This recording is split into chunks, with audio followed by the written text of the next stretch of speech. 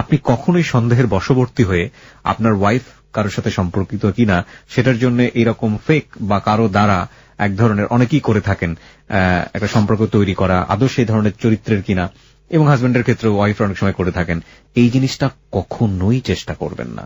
Subscribe করুন আমাদের চ্যানেলটি এবং পাশে থাকা বেল আইকনটি বাজিয়ে দিন আমাদের পরবর্তী ভিডিওর আপডেট সবার আগে পাওয়ার জন্য। অনুষ্ঠানের শুরুতে দেখা যাক কে রয়েছে আমার সঙ্গে। আপনার নাম? শাওন। শাওন। বয়স? 30। এই মুহূর্তে 30 বছর। হ্যাঁ, এই মুহূর্তে 30 বছর। জন্ম জেলা? নরসিংদীতে। নরসিংদীতে জন্মগ্রহণ করেছেন, ওখানেই আছেন এখনো? হ্যাঁ, ওখানেই আছি। ঠিক আছে, শুরু করুন আপনি যেখান থেকে মনে পড়ে আপনার জীবনের গল্প। আমার ছোটবেলাটা হচ্ছে নরসিংদীতেই কাটে। বাবা মা, 2 বোন 1 ভাই, এই ফ্যামিলি। ছোটবেলায় নরসিংদীতে ছিলাম না, ঢাকায় ছিলাম। জি, ঢাকায় ছিলাম। আমার বাবার হচ্ছে বিজনেস ছিল, হচ্ছে কাগজের বিজনেস ছিল। কাগজের বিজনেস? হ্যাঁ। এটা কি ধরনের বিজনেস? এটা হচ্ছে ঢাকা নয়া বাজারে যে বিজনেস, কাগজের যে হোয়াইট প্রিন্ট, তারপর নিউজ প্রিন্ট, এগুলি হচ্ছে বিভিন্ন মিল থেকে এনে ওরা হচ্ছে যে সেলটা করে। আচ্ছা আচ্ছা। তো সেই অর্থে হচ্ছে ঢাকায় থাকা। তো ঢাকায় কিছুদিন থাকার পরে হচ্ছে আমার বাবার ওই বিজনেসটা নিয়ে হচ্ছে একটা সমস্যা বলতে হচ্ছে জানি না তো, যে শুনছি যেটা আর কি, তার তখন তো ছোট ছিলাম, এতটা বুঝতাম না। তো ওই কাগজ দেওয়া নেওয়া নিয়ে যেটা হয় আর কি, কোন একটা প্রবলেম হয়েছে কারোর সাথে, তো তখনই হচ্ছে আমার বাবার নামে মনে হয় সরকারবাদী কোনো একটা কেস হয়ে গেছিল। মানে যখন এই কেসটা হয়ে গেছিল, তো ওই কাগজের ওই বিজনেস করতো যে ওইখানকার পুরা সভাপতি ছিল আমার আব্বার মামা, আপন মামা। আচ্ছা। তো উনি যখন পুলিশ আসলো আমার বাবাকে জিজ্ঞেস করতে, তখন আমার বাবার মামা সামনে ছিল। তো সামনে থাকার পরে হচ্ছে আমার বাবা জিজ্ঞেস করছিল যে, মানে ওই মামার দিকে তাকায় ছিল, যেহেতু উনি সভাপতি ছিল, তো ওই মামা যদি একবার বলতো যে এটা হচ্ছে আমার মানে ভাগিনা, তাহলে দেখা গেছে যে এই ব্যাপারটা সলভ হয়ে যেত তখনই। কিন্তু যখনই পুলিশ জিজ্ঞাসা করলো, তারপরে হচ্ছে যে অনেক কিছু জিজ্ঞেস করছে আমার বাবাকে, তারপরে হচ্ছে আমার বাবার মামাকেও জিজ্ঞেস করছে অনেক কিছু। তো জিজ্ঞেস করার পরে উনি ডাইরেক্ট বলে দিছে যে আমি ওকে চিনি না। তো যখন এটা বলে দিছে তখন তো কেস হয়ে গেছে। তো আব্বাকে ধরে নিয়ে গেছে, জেলে ছিল কতদিন ঠিক আমার মনে পড়তেছে না, তখন তো ছোট। তো তখন থেকে হচ্ছে বিজনেস। বলছিলেন কয় ভাই বোন ছিলেন? 2 বোন 1 ভাই। 3 ভাই। আপনি বড় সবার? হ্যাঁ, বড় সবার ছিল। ওকে, বলুন। তারপর হচ্ছে ওইখান থেকে তারপর বাবার বিজনেস তো পুরাই হচ্ছে নষ্ট। সেটা পেপারে আসলো বাবার ছবি, তারপরে অনেক টাকার ব্যাপার ছিল, সেটা কোটি কোটি টাকার ব্যাপার ছিল হয়তো। তো মানে পেপারে ছবি আসলো কি আপনার বাবাই আত্মসাৎ করেছেন টাকাটা? হ্যাঁ, এরকম কিছু একটাই আসছে। তারপর হচ্ছে মানে ধরায় দেওয়ার জন্য ওইরকম কিছু একটা ছবি। হ্যাঁ, ওই সুবাদে যখন বাবা চলে আসলো তখন হচ্ছে কাগজের বিজনেসটা ছেড়ে দিল। ছেড়ে দেওয়ার পরে আমরা চলে গেলাম নরসিংদীতে। তো নরসিংদী যাওয়ার পরে স্কুলে ভর্তি হইলাম। ভর্তি হওয়ার পরে হচ্ছে কি যে আসতেছি যাইতেছি স্কুলে ভালোই। আমার খালাতো বোন, আমার আপন খালাতো বোন আমাদের বাসায়, আমার আপন খালাতো বোনের আমাদের বাসা থেকে বিয়ে হয়েছে। মানে আমাদের বাসায় থাকতো না, বাট হচ্ছে আমার বাবাই সবকিছু দেখাশোনা করে ওকে হচ্ছে বিয়ে দিচ্ছে। খালাতো বোনকে? হ্যাঁ, খালাতো বোনকে। তো খালাতো বোনের বিয়ে হয়েছে। বিয়ে হওয়ার পরে ওদের বাসার পাশেই একটা ছেলে, সে আমাদের বাসায় ওই বিয়ে আসছে গেছে আমাদের বাসায়, সেই থেকেই হচ্ছে পরিচয় আমার সাথে। তো তখন অবশ্য আমি ক্লাস 7-এ পড়তাম, তো এত ভালো মন্দটা তো এতটা বুঝি নাই। দেখা গেছে যে মানে যেভাবে বলছে, যে যেরকম করছে ওই রকমই হয়তো মানে আগাইছি বা কথা বলছি ওই রকম। এরকম কথা বলতে বলতে তার সাথে আমার জাস্ট একটা ভালো একটা মানে সম্পর্ক। ছেলেটা কে ছিল? মানে ছেলেটা আপনাদের ওই সময় পাড়া প্রতিবেশী? হ্যাঁ, পাড়া প্রতিবেশী ছিল। ওই আমার খালাতো বোনের শ্বশুর বাড়ির পাড়া প্রতিবেশী ছিল। কি নাম ছেলেটার? ছেলেটার নাম হচ্ছে মাসুদ। তো এরকম ভালো একটা সম্পর্ক হয়েছে। তো এটা আমার বাবা কোনোভাবে হচ্ছে টের পেয়ে গেছে যে এরকম হয়েছে। তো এখন বাবা নরসিংদীতে রাখবে না। নরসিংদীতে রাখবে না বলতে কোথায় যেতে হবে? আমার দাদা বাড়ি। হ্যাঁ, তো দাদা বাড়িতে যাব। এখন আমরাও হচ্ছে যেতে যাচ্ছি না, যে ছোটবেলা থেকে এইখানে ওইখানে থাকছি, দাদার বাড়িতে যাব না। আর আমার মা আসলে বলতে গেলে যে তখনকার সময়ে হচ্ছে খুব সহজ সরল, মানে এখনো অনেকটা সহজ সরল ভাবে আছে। ওনাকে আপনি যেভাবে বোঝাবেন, যে যেরকম করে বোঝাবে উনি ওইরকম করেই হচ্ছে বোঝে আর কি। তো আমার মা ওইখানে আমরা যাব না, উনিও যাবে না, তো এরকম করে করে আমার বাবা এখানে থাকবেই না। তো নরসিংদীতে আমাদের একটা বাড়ি ছিল তখনই, ওই বাড়িটা আমার মাকে আমার নানা দিছে। তো ওই বাড়িটা বাবা বিক্রি করে দিবে, মানে এক পর্যায়ে আমার সাথে রাগ করে বিক্রি করে দিবে। আমার সাথে মানে এই যে ক্লাস 7-এ পড়ে মেয়ের কি অবস্থা, মানে এটা কি শুনতেছি। আচ্ছা, এখানে বাড়ি বিক্রি করে দিবে, বাড়িটা থাকলে এখানে আসা হবে, বাড়ি থাকবে না, আমরা এখানে আসবো না। তো আমার বাবা, আমার মাকে যেহেতু আমার নানা দিছে বাড়িটা, আমার মা খুব কষ্ট পাইছে। এবং আমার মা হচ্ছে, আমার মায়েরা 6টা বোন, 6 বোনের মধ্যে সবার ছোট। তো আমার মা খুব আদরের ছিলেন, তাই আমার নানা আমার মাকে সেই বাড়িটা দিছিল। এখন আমার মায়ের খুব মন খারাপ যে আমার বাবা দিছে, আমার বাবা নাই, কিন্তু আমার বাবার একটা শেষ স্মৃতি, এটা বিক্রি করে দিবে। আচ্ছা, তো আমার মা রাজি না। এখন আসলে কি করা যাবে, আমার বাবা বিক্রি করবে, দেখা গেছে বিক্রি না করলে এটা নিয়ে হচ্ছে সমস্যা আরো সৃষ্টি হবে। আচ্ছা, তো সেই সুবাদে বিক্রি করে দিল। তো বিক্রি করে দিছে, আমার মার অনেক মন খারাপ। তখনই হচ্ছে জায়গা বাড়ি সহ মাত্র 2 লাখ টাকা বিক্রি করছিল বাড়িটা।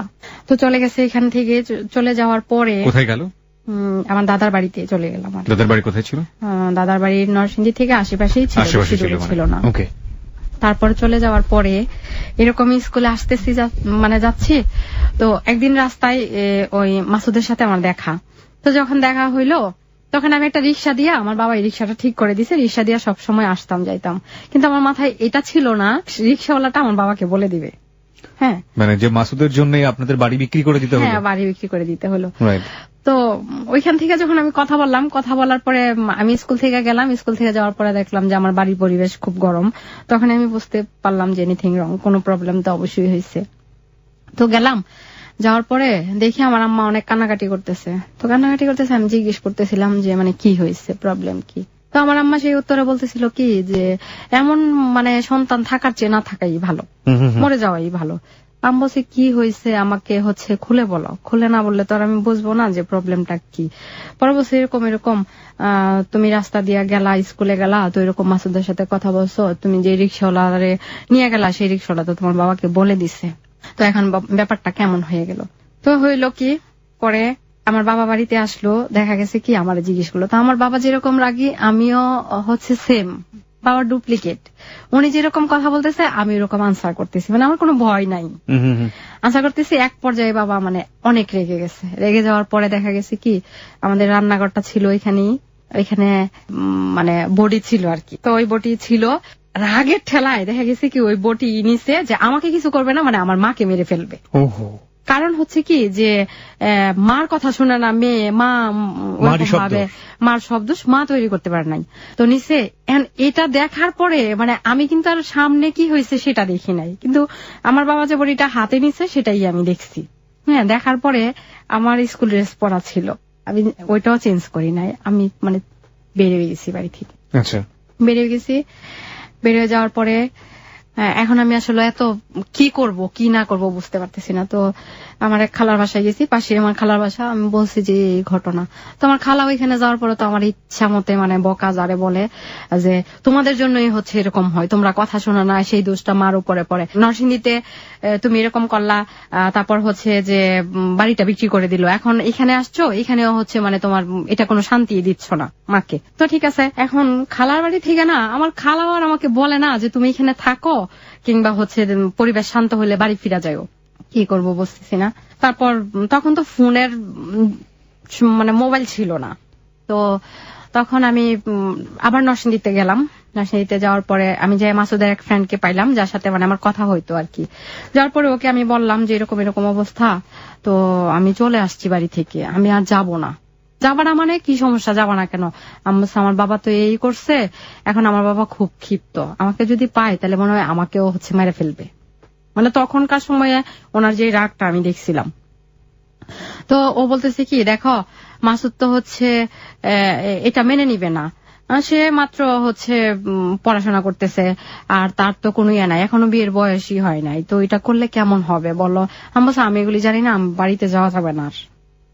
ওই দিক দিয়ে হচ্ছে আমার বাবা কিন্তু শান্ত হয়ে গেছে, কিন্তু এটা তো আর তখন আমি বুঝি নাই যে পরিবেশটা এদিকে কি ছিল। তো ও যায় মাসুদকে খবর দিছে, খবর দিয়া আনার পরে ও আসছে নরসিংদী থেকে। ওদের বাড়িটা ছিল হয়তো 3 কিলোমিটার বা 4 কিলোমিটার। খবরটা কে দিল? মাসুদকে? মাসুদের জি ফ্রেন্ডের সাথে আমার কথা হইলো ওই সময়টাতে? হ্যাঁ ওই সময়টাতে। তো খবর দিল, খবর দেওয়ার পরে হচ্ছে আসছে, আসার পরে বলছি এই প্রবলেম, তখন ও বলতেছে কি যে এটা কেমন কথা, আর হচ্ছে তোমার বয়স, তুমি এখন অনেক ছোট, আর আমিও মাত্র পড়াশোনা করতেছি, তো এখন তো তুমি চলে আসছো, আর এটা তো একটা কিছু হবে না, এরকম হবে না, তুমি চলে যাও।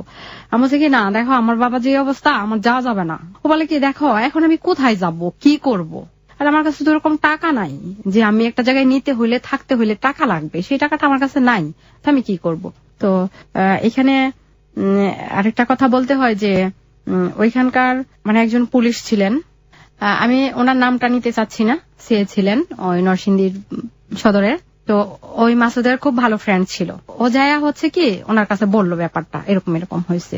এখন ওই লোক তো আমার কাছে আসছে, ও পাঠাইছে, আসার পরে তো আমার খুব ধমকাইতেছে, হাই তুমি এখনো অনেক ছোট, চলে আসছো, চলে যাও, আমি নিয়ে দিয়ে আসবো তোমাকে। তা আমি করলাম কি ওনার পায়ে ধরে মানে কান্নাকাটি করতেছি, না না আমার বাবাকে যেরকম দেখছি মানে আমার মার দিকে গেছে, সম্ভব না আমার পক্ষে যাওয়া, আর আমি যাব না, আর যেটাই হয়েছে না হয়েছে আমার বাবা কেন এরকম করলো। এটা কি বাড়ি থেকে বের হয়ে আসার কয়দিন পরের ঘটনা? যেদিন বাড়ি থেকে বের হয়েছে সেদিনেরই ঘটনা। হ্যাঁ সেদিনেরই ঘটনা। তো যাব না, এখন তো এরকম কান্নাকাটি করতেছি, এখন ওই ভাই আবার বলতেছি কি যে দেখো মাসুদ এটা তো হবে না, এখন ঠিক আছে ও যেহেতু চলে আসছে ও আর যাবে না, এখন তো কিছু একটা করতে হবে। আমি বলছি আমি কিভাবে যাব তাহলে, বলে কি তাহলে একটা কাজ করো, তোমাকে একটা হচ্ছে বোরকা দেই, ওই ভদ্রলোক আবার হিন্দু ছিলেন, তো বোরকা জোগাড় করে দেই, তুমি বোরকাটা পরে। তো মাসুদ আমাকে বললো কি ঠিক আছে তুমি এখানে আধা ঘন্টা বসো, আমি যাবো আর আসবো। তো বাড়িতে গেল, ওর বাড়িতে গেল, ও আসলে কেন গেল জানি না, আবার ঠিক আধা ঘন্টা পরে মানে ফিরে আসলো। ফিরে আসার পরে তো আমি যেদিক দিয়ে যাবো ওদিক দিয়ে হচ্ছে নৌকা পার হইতে হবে, নৌকা পার হইয়া চলে আসলাম, ঢাকায় চলে আসলাম। তো ঢাকায় চলে আসার পরে ওর পরের দিন আবার হরতাল ছিল, তো চলে আসার পরে দেখা গেছে কি আপনি তো আপনার খালার বাড়িতে গেলেন। হ্যাঁ খালা ওখান থেকে ওই ছেলের সাথে বেরোতে দিল আপনাকে? না খালা আসলে আমাকে বলেও নাই থাকার জন্য, বলেও নাই যে তুমি এখানে থাকো বসো, এইটা হয়তো পরিস্থিতি শান্ত হয়ে যাবে, বাবা একটু পরে ঠিক হয়ে যাবে, বাড়িতে পাঠানোর জন্য। খালা আমার দিকে তো খুব ক্ষিপ্ত, ওনার রাগই হচ্ছে নরসিংদীতে এটা করলা, বাবা না করলো, তো সেই বাড়িটা পর্যন্ত বিক্রি করে দিল, তোমার বাবার এত রাগ, এখন আবার এখানে আইসা কেন এটা করতে গেলা। তো খালা মনে করছে কি যে আমি হয়তো মানে খুব মন খারাপ হয়েছে, ওদের বাসায় গেছি, এগুলি বলে আমি আবার বাড়িতে ব্যাক করতেছি। আমার তো পাশাপাশি মাসুদের সাথে চলে যাচ্ছেন? না মাসুদের সাথে তো আমার দেখা হইলো নরসিংদীতে যাওয়ার, আপনাকে নিয়ে যাচ্ছে ঢাকা থেকে নিয়ে যাচ্ছে? হ্যাঁ হ্যাঁ হ্যাঁ সেটাই তো বলতেছি আমি।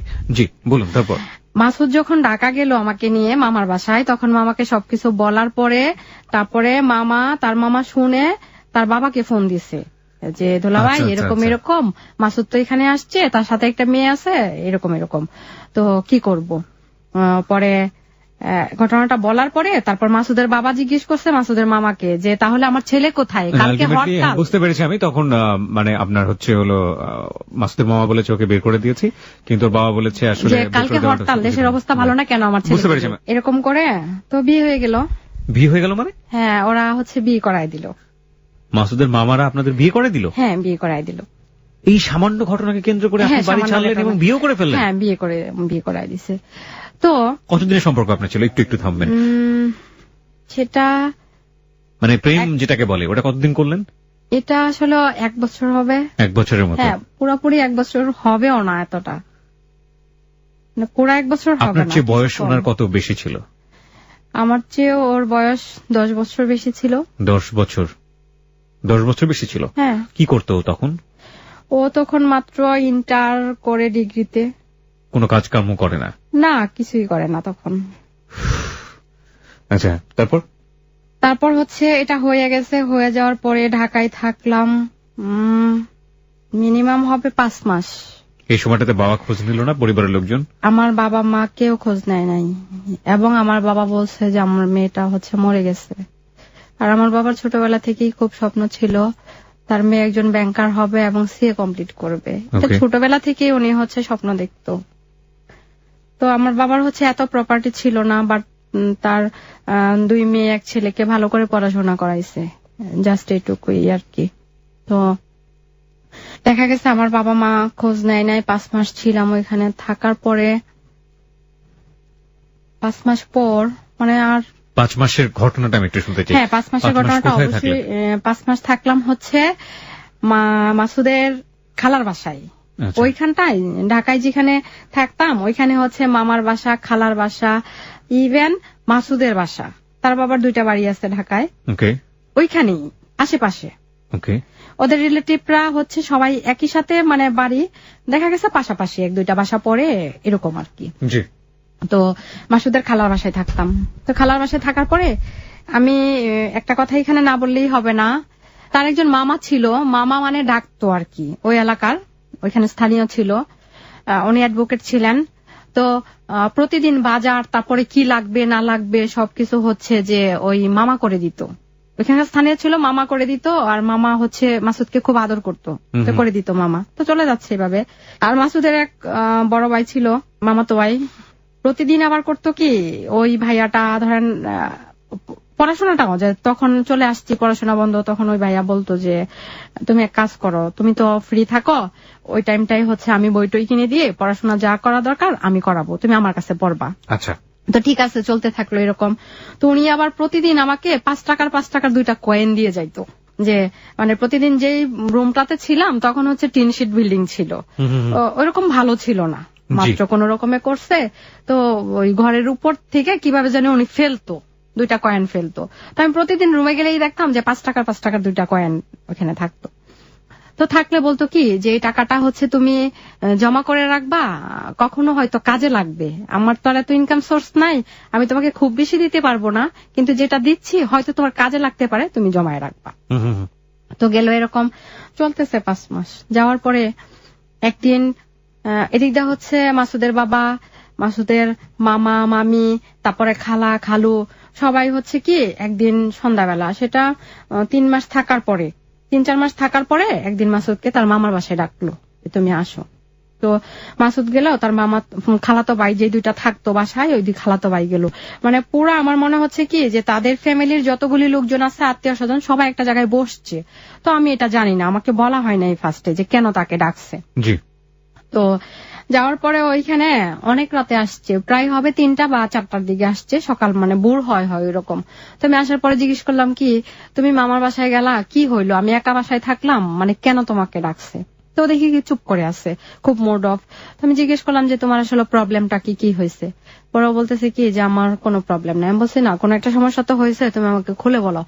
তারপর সে বলছে যে আমাকে সব আত্মীয় স্বজনরা বলছে যে তোমার বয়স এখনো অনেক কম, আমার তো ইনকাম সোর্স নাই কোনো কিছু, আমি মাত্র পড়াশোনা করতেছি, আর আমাদের যে ফ্যামিলি, আমার বাবা মেনে নিবে না, আমাকে বলছে কি তোমাকে ডিভোর্স করে দিতে, সেই ব্যবস্থাটা ওরা করে দিবে।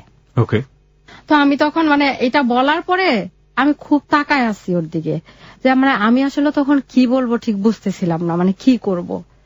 তো অনেকক্ষণ চুপ করে থাকার পর আমি ওরা জিজ্ঞেস করলাম যে এখন তোমার সিদ্ধান্তটা কি? তো বলতেছে কি যে না, আমি এটা ছাড়বো না, ওরা যাই বলুক আমি এটা করব না। ওকে। তো ঠিক আছে। ও আবার বলতেছে যে আমরা তো এখানে থাকতেও পারতেছি না, অন্য একজন বাজার করে দেয়, খাচ্ছি যাচ্ছি, ভাবে তো আর যাবে না বা হবে না, তোমার পড়াশোনা করতে হবে, আমার হচ্ছে পড়াশোনা বাকি আছে, করতে হবে। তো এক কাজ করো, আমরা চলে যাই, তুমি তোমার বাড়ি চলে যাও, আমি আমার বাড়ি চলে যাই। আচ্ছা। তো এদিকটা হইল কি, ওর বাবা হচ্ছে ব্যাংকার ছিলেন, জব করতো, ব্যাংকার ছিলেন। তো ওর বাবা ওর জন্য দেশের বাইরে যাওয়ার জন্য টাকা জমা দিল ইটালিতে। ওকে। তো যার কাছে টাকা জমা দিল, টাকাটা জমা দেওয়ার পরে মাসুদকে হয়তো কোনোভাবে খবর দিছে কিংবা ফোনে বলছে যে এরকম তোমাকে তো দেশে বাইরে যাওয়ার জন্য টাকা জমা দিছি, তুমি বাড়ি চলে আসো, আর তোমার বউকে বলো তার বাবার বাড়ি চলে যেতে। মানে এটাই ছিল রিজন, যেটা আপনাকে সে বলেনি? হ্যাঁ। আপনাকে তখন বলেছিল ব্যাপারটা যে ইটালিতে যাওয়ার চেষ্টা করছে আমার ফ্যামিলি? না, এটা বলেন তখন, এটা বলেন, ইনফরমেশন আপনাদের তখন দেয়নি? আচ্ছা, ঠিক আছে। তারপর হচ্ছে ওইরকম ও আমাকে বলল যে হচ্ছে বাড়ি থেকে তো হচ্ছে খবর আসছে, তো আব্বা হচ্ছে ইটালি যাওয়ার জন্য টাকা দিল, তো এখন তো তোমাকে তোমার বাড়ি যেতে বলছে, আমাকে আমার বাড়ি যেতে বলছে। এটা বললো আপনাকে পরবর্তীতে? হ্যাঁ, এটা আমাকে বলছে। তো আমি বললাম কি যে এখন তোমার সিদ্ধান্তটা কি? বলে কি আমি যদি ওইখানে যাই তাহলে কি এটা ভালো না? আমি বলছি ঠিক আছে। তো আমি আসলে তখন তো আর এতটা বুঝতাম না কি জন্য যাইতে বললো, কি করতে বললো বা কেন যাইতে বললো। তো আমি বলছি হ্যাঁ ঠিক আছে, যেতে বলছে তো যাবে। তারপরে আমার আম্মাকে কোনোভাবে হয়তো খবর দেওয়া হয়েছে আমার বাড়িতে। তো আমার আম্মা আমার মামিকে নিয়ে ঢাকায় আসলো। আমার বাবা তো আসবে না কখনো। তো আমার মামিকে নিয়ে ঢাকায় আসছে। আসার পরে দেখা গেছে কি ওর মামি, তারপরে হচ্ছে ওর মামা, খালা, খালু ওদের সাথে বসছে। কথা হয়েছে এরকম যে ও ইতালি চলে যাবে, ঠিক আছে আপনাদের মেয়েকে আপনারা নিয়ে যান। তো আপনাদের মেয়েকে আপনারা নিয়ে যান মানে কি? আপনার ফ্যামিলির লোকজন তখন বসলো ওখানে? হ্যাঁ, আপনার ফ্যামিলির লোকজন কেউ রেখেছে? আমার ফ্যামিলির লোকজন বলতে তো আমার বাড়িতে যখন খবর দেওয়া হইলো তখন হচ্ছে আমার মা আর আমার মামি আসলো। আচ্ছা। আসার পরে তারপরে হচ্ছে আমার মা আর মামির সাথে বসলো ওর মামি মামারা। তো বসার পরে ডিটেলস বললো যে ইটালির জন্য টাকা দিছে ওর বাবা, ও হচ্ছে মানে যাবে, তো আপনাদের মেয়েকে আপনারা নিয়ে যান। তো ও ইটালি গেলে ওর অবস্থা ভালো হইলে যখন ইনকাম সোর্স হবে তখন তো হচ্ছে আবার নিয়ে আসবে। আচ্ছা। তো ঠিক আছে, আমার মা নিয়ে আসলো আমাকে, সেদিন নিয়ে আসলো। জি। আমি চলে গেলাম আমাদের বাড়িতে, ও চলে গেল ওর বাসায়।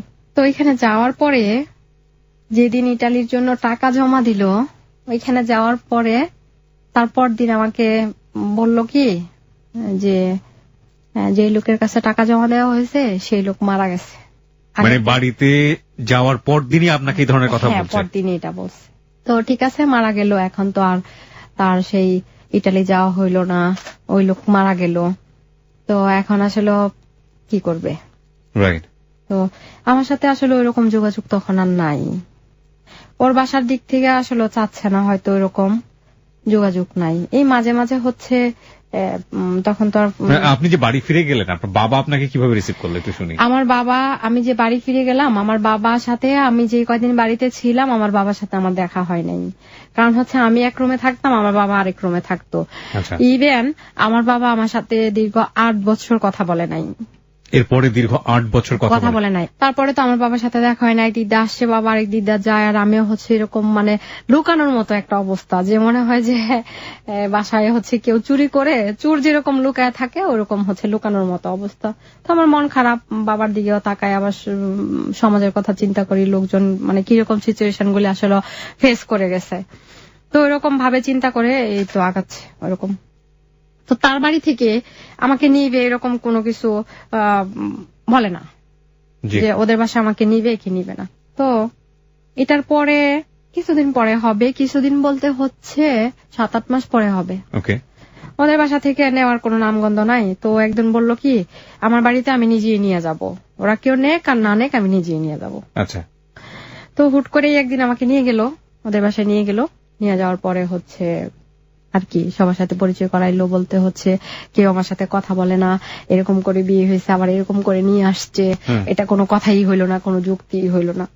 আচ্ছা। তো আমি যেদিন এখান থেকে গেলাম সেদিন তো আমার সাথে কাপড় চোপড় ছিল না, কারণ আমার বাবার কাছে বলার কিছু ছিল না, আমার মায়ের কাছে বলারও ছিল না। আমার বাবা মার কথা হয়তো এটাই ছিল যে ওদের বাসা থেকে যদি কেউ নিতে আসে তাহলে তুমি যাবা, যদি নিতে না আসে তাহলে যাবা না। আচ্ছা। হ্যাঁ। তো নিয়ে গেছে, আমার কাপড় চোপড় ছিল না, আমার মনে আছে সেদিন আমার গায়ে লাল একটা জামা ছিল, ওই বাসায় গেলাম। তো তখন হচ্ছে মানে আমার চুলগুলি ছিল অনেক লম্বা, অনেক লম্বা ছিল। জি। তো আমি যখন যেদিন ওদের বাসায় গেলাম, শ্বশুর বাড়িতে, হ্যাঁ শ্বশুর বাড়িতে গেলাম, সেদিন তো অনেক মন খারাপ, মানে কেউ কথা বলতেছে না, কেউ ভালো চোখে দেখতেছে না, আশেপাশের মানুষজন আসতেছে দেখতেছে মাসুদের বউ কেমন দেখবো, এটা নিয়ে এত কাহিনী হইলো, এত কিছু হইলো। তো এখানে তো চলে গেল, ওদের বাসায় গেলাম, এরকম আর কি থাকতেছি, খাইতেছি, কোন রকম কিছু করতেছি, কাজ টাজ হচ্ছে, কেউ আমাকে বোঝায় দিচ্ছে না যে এটা করা লাগবে, এটা করা লাগবে। কিন্তু আমি আসলে নতুন একটা পরিবেশে গেলাম, আমি ঠিক বুঝতেও ছিলাম না যে আমি কি করব বা আমার কি করা উচিত। হ্যাঁ। তো আমি যেদিন গেলাম তারপর দিনই হচ্ছে আমার এক নানি শাশুড়ি ছিল, মানে মাসুদের নানি যেটা, উনি ছিল, উনি করলো কি পরের দিন সকালবেলা মানে অনেকগুলি কাপড় বিছানার চাদর থেকে নিয়ে যা আছে অনেক কাপড় চোপড় নিয়ে আসছে, কাপড় ধুতে দিল। হ্যাঁ, কাপড় ধুইতে দিল। কিন্তু তখন হচ্ছে এরকম ছিলাম যে মানে একটা বিছানার চাদর উঠায় ধোয়ার মতো হয়তো ওরকম ছিলাম না, মানে এটা পানিতে ভিজে গেলে ওজনটা যে হয়তো এটা উঠাইতে আমার কষ্ট হইতো। So you are facing the reality right now. Shaon, যেখানটা আমরা ছিলাম, তারপর কাপড় চোপড় ধুইতে দিল, কিন্তু ওই যে ওইরকম ছিলাম না যে বিছানা চাদর দিল 2-3টা, মানে ধুবো ওইগুলি, তারপর পরিপূর্ণভাবে যেগুলি হচ্ছে ধুয়ে একেবারে নাড়া রোদে শুকাইতে দেওয়া ওইরকমটা করতে পারতেছিলাম না। তো যাই হোক কোন রকমে করলাম, কিন্তু তখন থেকেই বুঝতেছিলাম যে কষ্ট কাকে বলে, কারণ এর আগে কিন্তু এতটা বুঝি নাই। হুম হুম হুম। যখন থেকে শ্বশুর বাড়ি যাওয়া হলো তখন থেকেই বুঝতেছিলাম। এর পরের দিন আমার সেই নানু শাশুড়ি আবার দিল কি মশলা বাটা, মরিচ বাটা। ওকে। হ্যাঁ, তো এটা তো আমি কখনোই করি নাই। এটাও করতে আমার খুব কষ্ট হইতেছিল। জি। মানে ঠিক আছে মরিচটা বাড়তেছিলাম, ঠিক আছে, কিন্তু এটাকে মানে ভালোভাবে বাড়তে পারতেছিলাম না। স্বাভাবিকভাবেই প্রথম কাজ। হ্যাঁ, তো কোন রকমে করলাম। করার পর আমার নানি শাশুড়ি বলতেছে কি এটা হয় নাই। তো এতটুকু বয়সে তো আমরা অনেক কিছু করছি, কি করলা, বাবার বাড়িতে কি শিখলা, কোনো কাজই দেখি পারো না, তাহলে কিভাবে চলবে, সংসার তো চলবে না। তো ঠিক আছে, যদিও ওদের অনেক প্রপার্টি, ওরা সবাই ডক্টর, বাবা ব্যাংকার, শুধু মাসুদ বাদে। একটা ভালো শিক্ষিত ফ্যামিলি এবং একটা নামি দামি ফ্যামিলি, সবাই চিনে।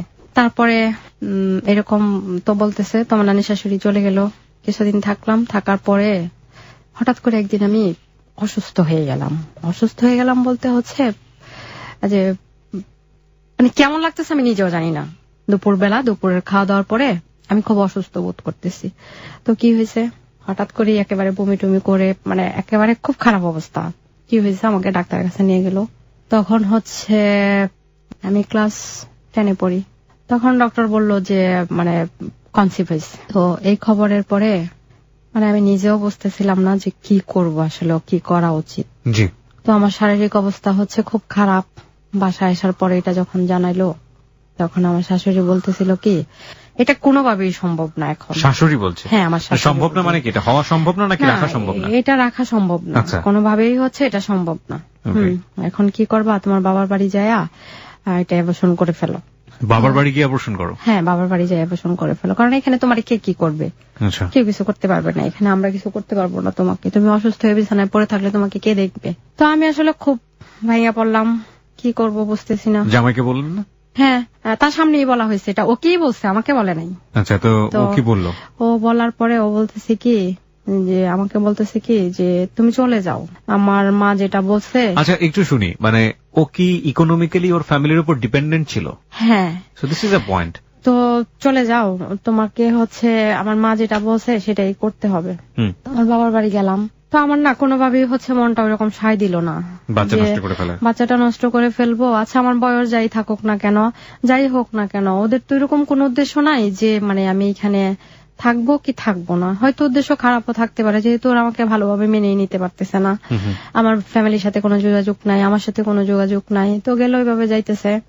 করি নাই এটা, অ্যাবর্শনটা করি নাই। না করার পরে কিছুদিন ঝামেলা হয়েছে বেশ, ওদের বাড়ি থেকে আমাদের বাড়িতে লোকজন পাঠাইতো, নানান রকম কথাবার্তা বলতো আমার মাকে আর আমার বাবাকে, আর আমার বাবা তো আমার সাথে কথাই বলে না। তখন তো আরো ভীষণ ক্ষিপ্ত আমার বাবা আমার উপরে। আমার কেন এত কথা শুনতে হবে এখনো। তো এরকম করার পরে ওরা না আমাকে আর কেউ নিতে আসে না।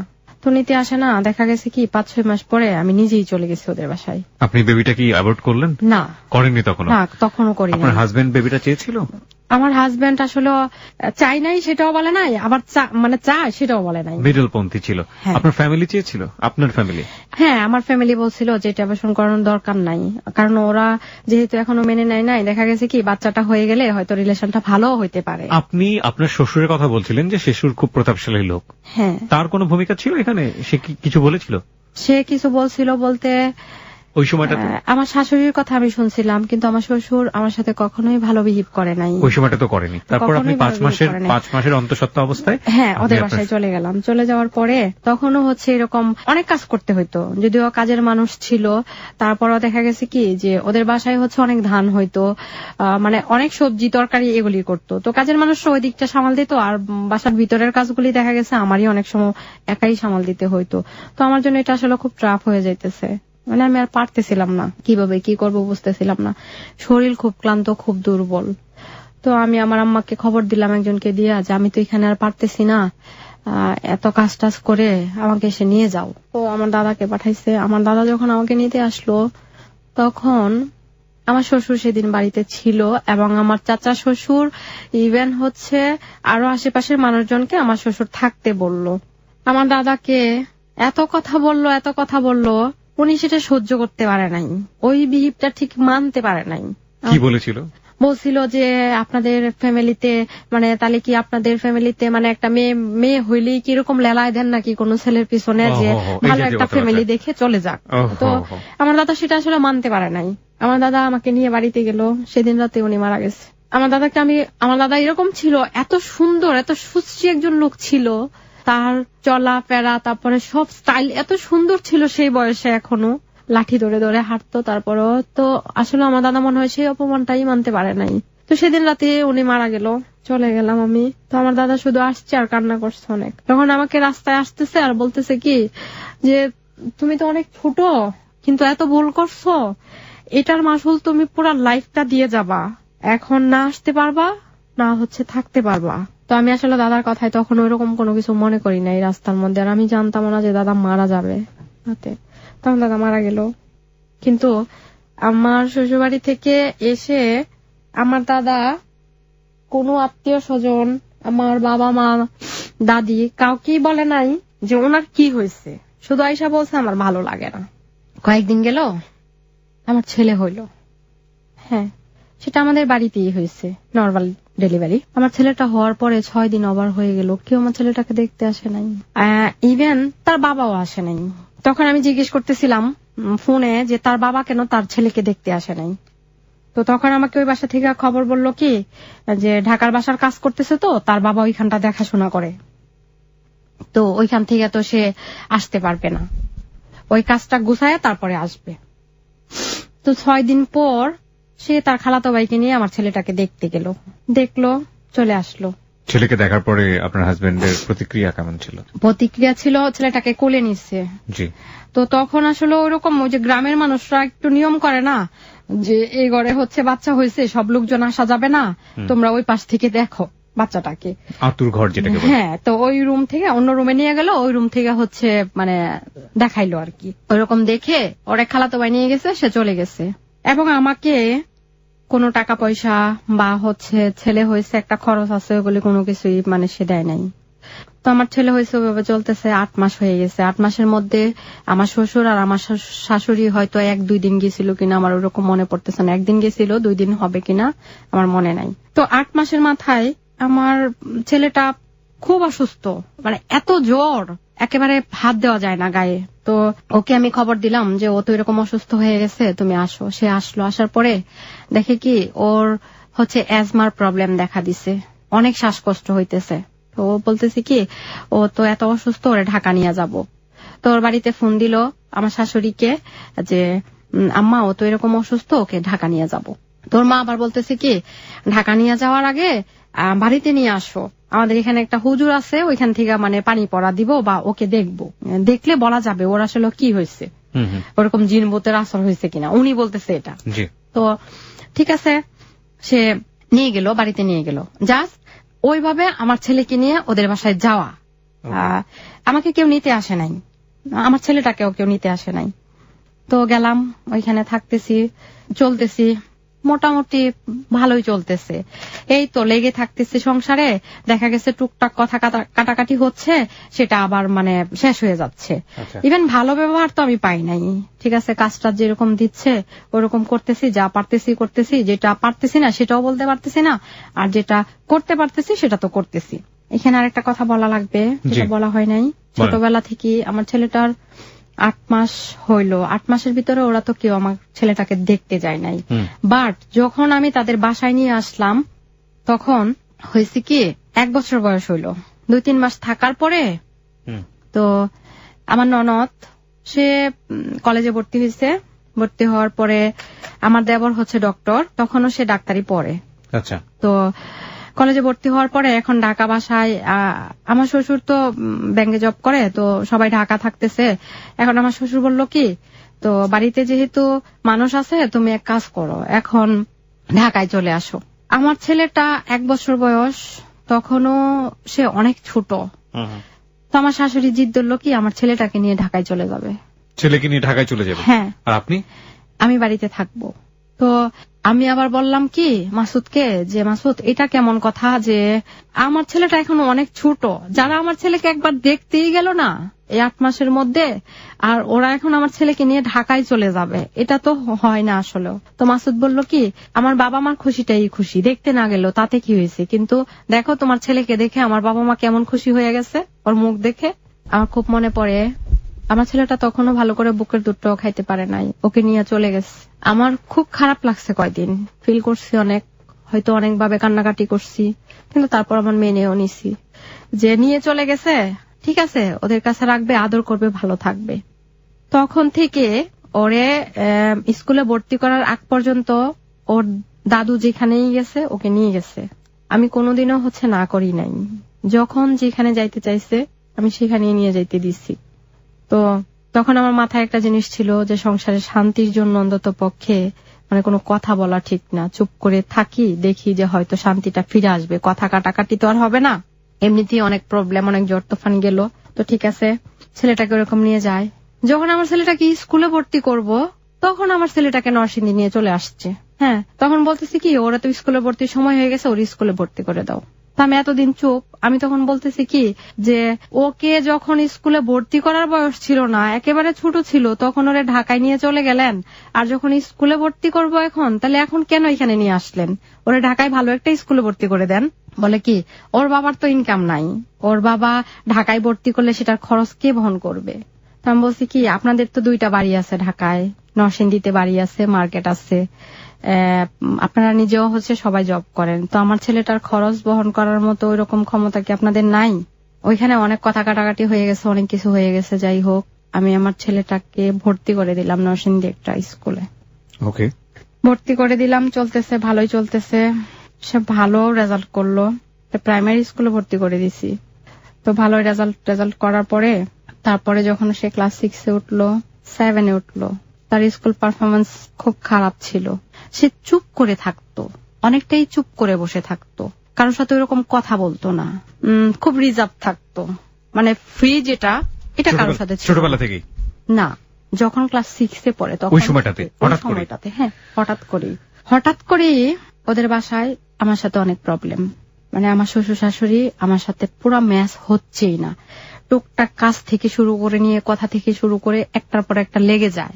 তখন করছি কি, আমি আমার বাসা থেকে চলে গেছি, মানে আমার রাগারাগি করে, হ্যাঁ রাগারাগি করে চলে গেছি। এগুলোর জন্য কি আপনার হাজবেন্ড আপনার উপরে কোনো ধরনের ফিজিক্যাল টর্চার করা? অবশ্যই ফিজিক্যাল টর্চার করছে আমার উপরে। দেখা গেছে তার ফ্যামিলির সাথে যদি কথা কাটাকাটি হইতো, লাগালাগি হইতো, তখন একটা পর্যায়ে দেখা গেছে তার বাবা মার সাথে কোনো কথার উত্তর দিত না, সে আমাকে সবসময় মানে দায়ী করত, এটা না করলে এটা হইতো না। এটার জন্য সে আমার উপরে অনেক টর্চারিং করছে, অনেক হাত উঠাইছে, ইভেন অনেক অত্যাচার করছে। হ্যাঁ, এখানে আরেকটা কথাও বলা হয় নাই, এর মধ্যে কিন্তু আমার আরেকটা বাচ্চা কনসিভ হয়েছে, আমার ছোট ছেলেটা হয়েছে। ছোট ছেলেটা যখন আমার কনসিভ হইলো, তখন দেখা গেছে কি, আমি মানে আমার দেবর ডক্টর, তো আমি সবসময় ঢাকায় ট্রিটমেন্ট করাইতাম। তো করানোর পরে আমার ছেলেটার পজিশন উল্টা। তো তখন থেকেই ম্যাডাম আমাকে বলতেছিল কি, যে আপনার বড় ছেলেটা ডেলিভারি হয়েছে নর্মালে, এটার কিন্তু হবে না, বাচ্চার পজিশনটা ভালো না, আপনি অবশ্যই ঢাকায় শিফট করতে হবে। তো ডক্টর আমাকে একটা ডেট দিয়ে দিল এবং বলল আপনি 2 দিন আগে হসপিটালে চলে আসবেন। তো এইখানে আমার যখন খুব পেন উঠলো, ডক্টর যেদিন ডেট দিল, তখন আমার হাজবেন্ডের হাতে এরকম টাকা ছিল না যে একটা গাড়ি ভাড়া করে আমাকে মানে নিয়ে যাবে হসপিটালে। তো আমারও অনেক সাহস যে ঠিক আছে, টাকা পয়সা যেহেতু নাই, আমি এতটা মানে দেখি না কি হয়, আল্লাহ কি করছে, কি রাখছে আমার জন্য। তো আর সম্ভব না কোনোভাবেই। দেখা গেছে যে অনেক বাজে অবস্থা হয়ে গেছে, পেনটা বাড়তেছে, আর আমার অবস্থাও খুব খারাপ হচ্ছে। তো আমার শাশুড়ি করলো কি, আমার বাড়িতে, আমার শ্বশুর বাড়িতে একটা কাজের ছেলে থাকতো, ওরে নিয়ে একটা গাড়ি আবার আমার হাজবেন্ডই পাঠাইছে, গাড়ি নিয়ে চলে আসলো আমাকে নিতে। এখন আসার পরে বলতেছে কি যে ওরে আসলে নেওয়া লাগবে না, বাসাই হবে। কিন্তু আমার দেবর কিন্তু তার মায়ের সাথে অলওয়েজ ফোনে কথা বলতেছে যে এটা বাসায় হবে না, ওনার অবস্থা ভালো না, কিন্তু ওনার কথা হয়েছে এটা বাসাই হবে। তখন হইলো কি, সেটা ছিল কোরবানি ঈদের আগের দিন। তো অনেক জ্যাম ছিল রাস্তায়, এরকম জ্যাম ছিল যে রাস্তায় জ্যাম একেবারে নরসিংদী থেকে হসপিটালের গেট অবধি শুধু জ্যামে গেলাম।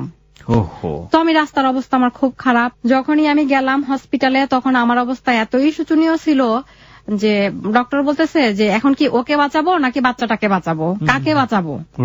হ্যাঁ, তো আমার ছেলেটা যখন হওয়ার পরে সিজার করতে হয় নাই, তো হয়েছে, হওয়ার পরে মানে খুব রাগারাগি ভীষণ হসপিটালে, একেবারে যেটা বলার বাইরে। ডক্টররা সবাই। পরদিন হচ্ছে কোরবানি ঈদ। তো এখন ঈদ করবে তার ছেলেকে নিয়ে, সে বাড়িতে চলে আসবে। আর হসপিটাল থেকে বলছে যে আর হসপিটালে থাকা লাগবে না। তো আগের দিন হয়েছে ভালোই, এখন আলহামদুলিল্লাহ বাড়ি নিয়ে যাও। তো এখন বাড়িতে আসব, আমি তো শুনি নাই এত কথা, কিন্তু পরে যেটা শুনছি আমার শ্বশুর নাকি বলতেছে যে আজকে ঈদ দেখে কি হয়েছে, এখানে আনতে হবে কেন, এখানে নিয়ে আসলে কে করবে, ওকে ওর বাড়ি পাঠায় দাও। আপনার বাচ্চাকে নিয়ে কথা বলছেন? হ্যাঁ, মানে না, আমাকে নিয়ে বলতেছে যে ওকে ওর বাড়িতে পাঠায় দাও, এখানে আনতে হবে না, এখানে আসলে কে কি করবে তাকে। তো এই কথাটা আমি শুনি নাই, কিন্তু আমার ননদ বলতেছিল কি যে এটা কেমন কথা, নতুন একটা বেবি আসছে, এটা আনন্দে ঈদ করব সবাই মিলে নিয়ে, এটা কেমন কথা, কেন বাড়ি পাঠায় দিব। তো আমার ননদ জোর করেই নিয়ে গেল ওদের বাসায় আমাকে। তো নিয়ে যাওয়ার পরে ভালোই দেখলো, আমার বড় ছেলেটা দেখলো, খুব খুশি। তো পরদিন হচ্ছে ঈদ।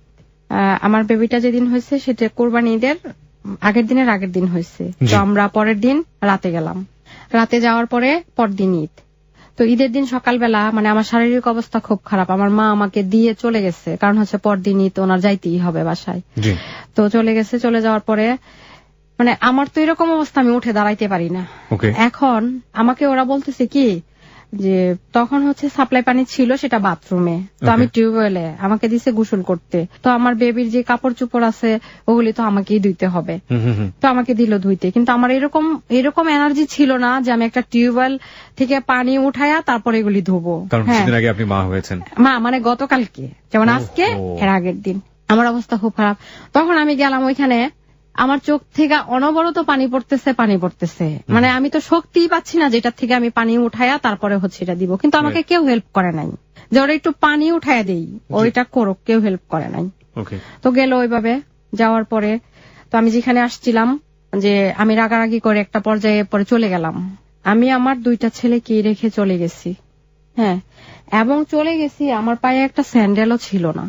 যখনই আমি ঘর থেকে বেরিয়ে গেছি, ওরা হচ্ছে ঘরের মধ্যে, আমি হচ্ছে বাড়ির উঠানের মধ্যে দাঁড়ায় আছি। তো আমার সাথে ঝগড়ার পরে একটা পর্যায়ে আমার শ্বশুর গেটটা আটকায় দিল যে আমাকে ঘরে ঢুকতে দিবে না।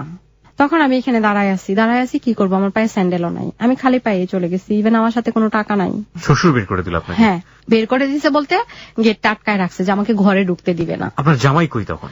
হ্যাঁ, ঘরের ভিতরে। ও তখন বাড়ির ভিতরে জামাই? হ্যাঁ, আপনি গেটের বাইরে দাঁড়ায় আছেন? হ্যাঁ, আমি গেটের বাইরে। এবং তার কিছু করার নাই? না, তার কিছু করার নাই, তো পুরোপুরি মেরুদণ্ডহীন। তারপরে আমি কি করব, তারপরে হচ্ছে আমি জুতা ছাড়াই বেরিয়ে গেছি। তো এখানে যারা কাজ করে কয়েকজন মহিলা আছে, ওরা আমাকে খুব টানাটানি করতেছে যে আপনি যায়েন না। কিন্তু এখানে এরকম কথাবার্তা হয়েছে, মানে আমার আর থাকতে ইচ্ছা করতেছে না। আমিও দেখা গেছে কথার উত্তরে কথা মানে বলে ফেলতেছি, তো আমি আর পারতেছি না। তো কি করলাম, আমি চলে গেলাম। কোথায় চলে যাব, আমি সিএনজিতে উঠলাম, নরসিংদীতেই গেলাম আর কি। কতটুকু ধরেন নরসিংদী থেকে একটু ভিতরে আমার একটা খালাতো বোন থাকে, তো আমি তার এখানে যাব। এখন আমার বড় বাচ্চাটা কোথায় তখন? তখন বড় ছোট দুইটাই হচ্ছে ওদের বাসায়। আচ্ছা, বড় বাচ্চাটা ওদের বাসায়? হ্যাঁ, ওদের বাসায়। আচ্ছা, ছোট বাচ্চাটাও রেখে দিল? ছোট বাচ্চাটা যখন রেখে দিল ওর বয়স কত? ওর বয়স তখন হচ্ছে 5 বছর। ছোট বাচ্চাটার বয়স 5 বছর? হ্যাঁ। ওকে। তারপরে চলে গেছি। এখন আমার সাথে সিএনজিতে উঠছে আমার শ্বশুর বাড়ির এখানকার একটা ছেলে। তো আমি ওকে বলতেছি কি যে ভাইয়া আপনি কিছু মনে করবেন না, আমি তো একটু এক জায়গায় যাব, কিন্তু আমার ফ্যামিলিতে তো ঝামেলা হয়েছে, সেটা তো আপনাদের আশেপাশে আপনারা শুনছেন, আমি না স্যান্ডেল আনতে ভুলে গেছি, আমাকে কি আপনি স্যান্ডেল কিনে দিবেন? পরে বলতেছে কি ভাবি ঠিক আছে আপনি সিএনজিতে বসেন, আমি স্যান্ডেল কিনে দিচ্ছি।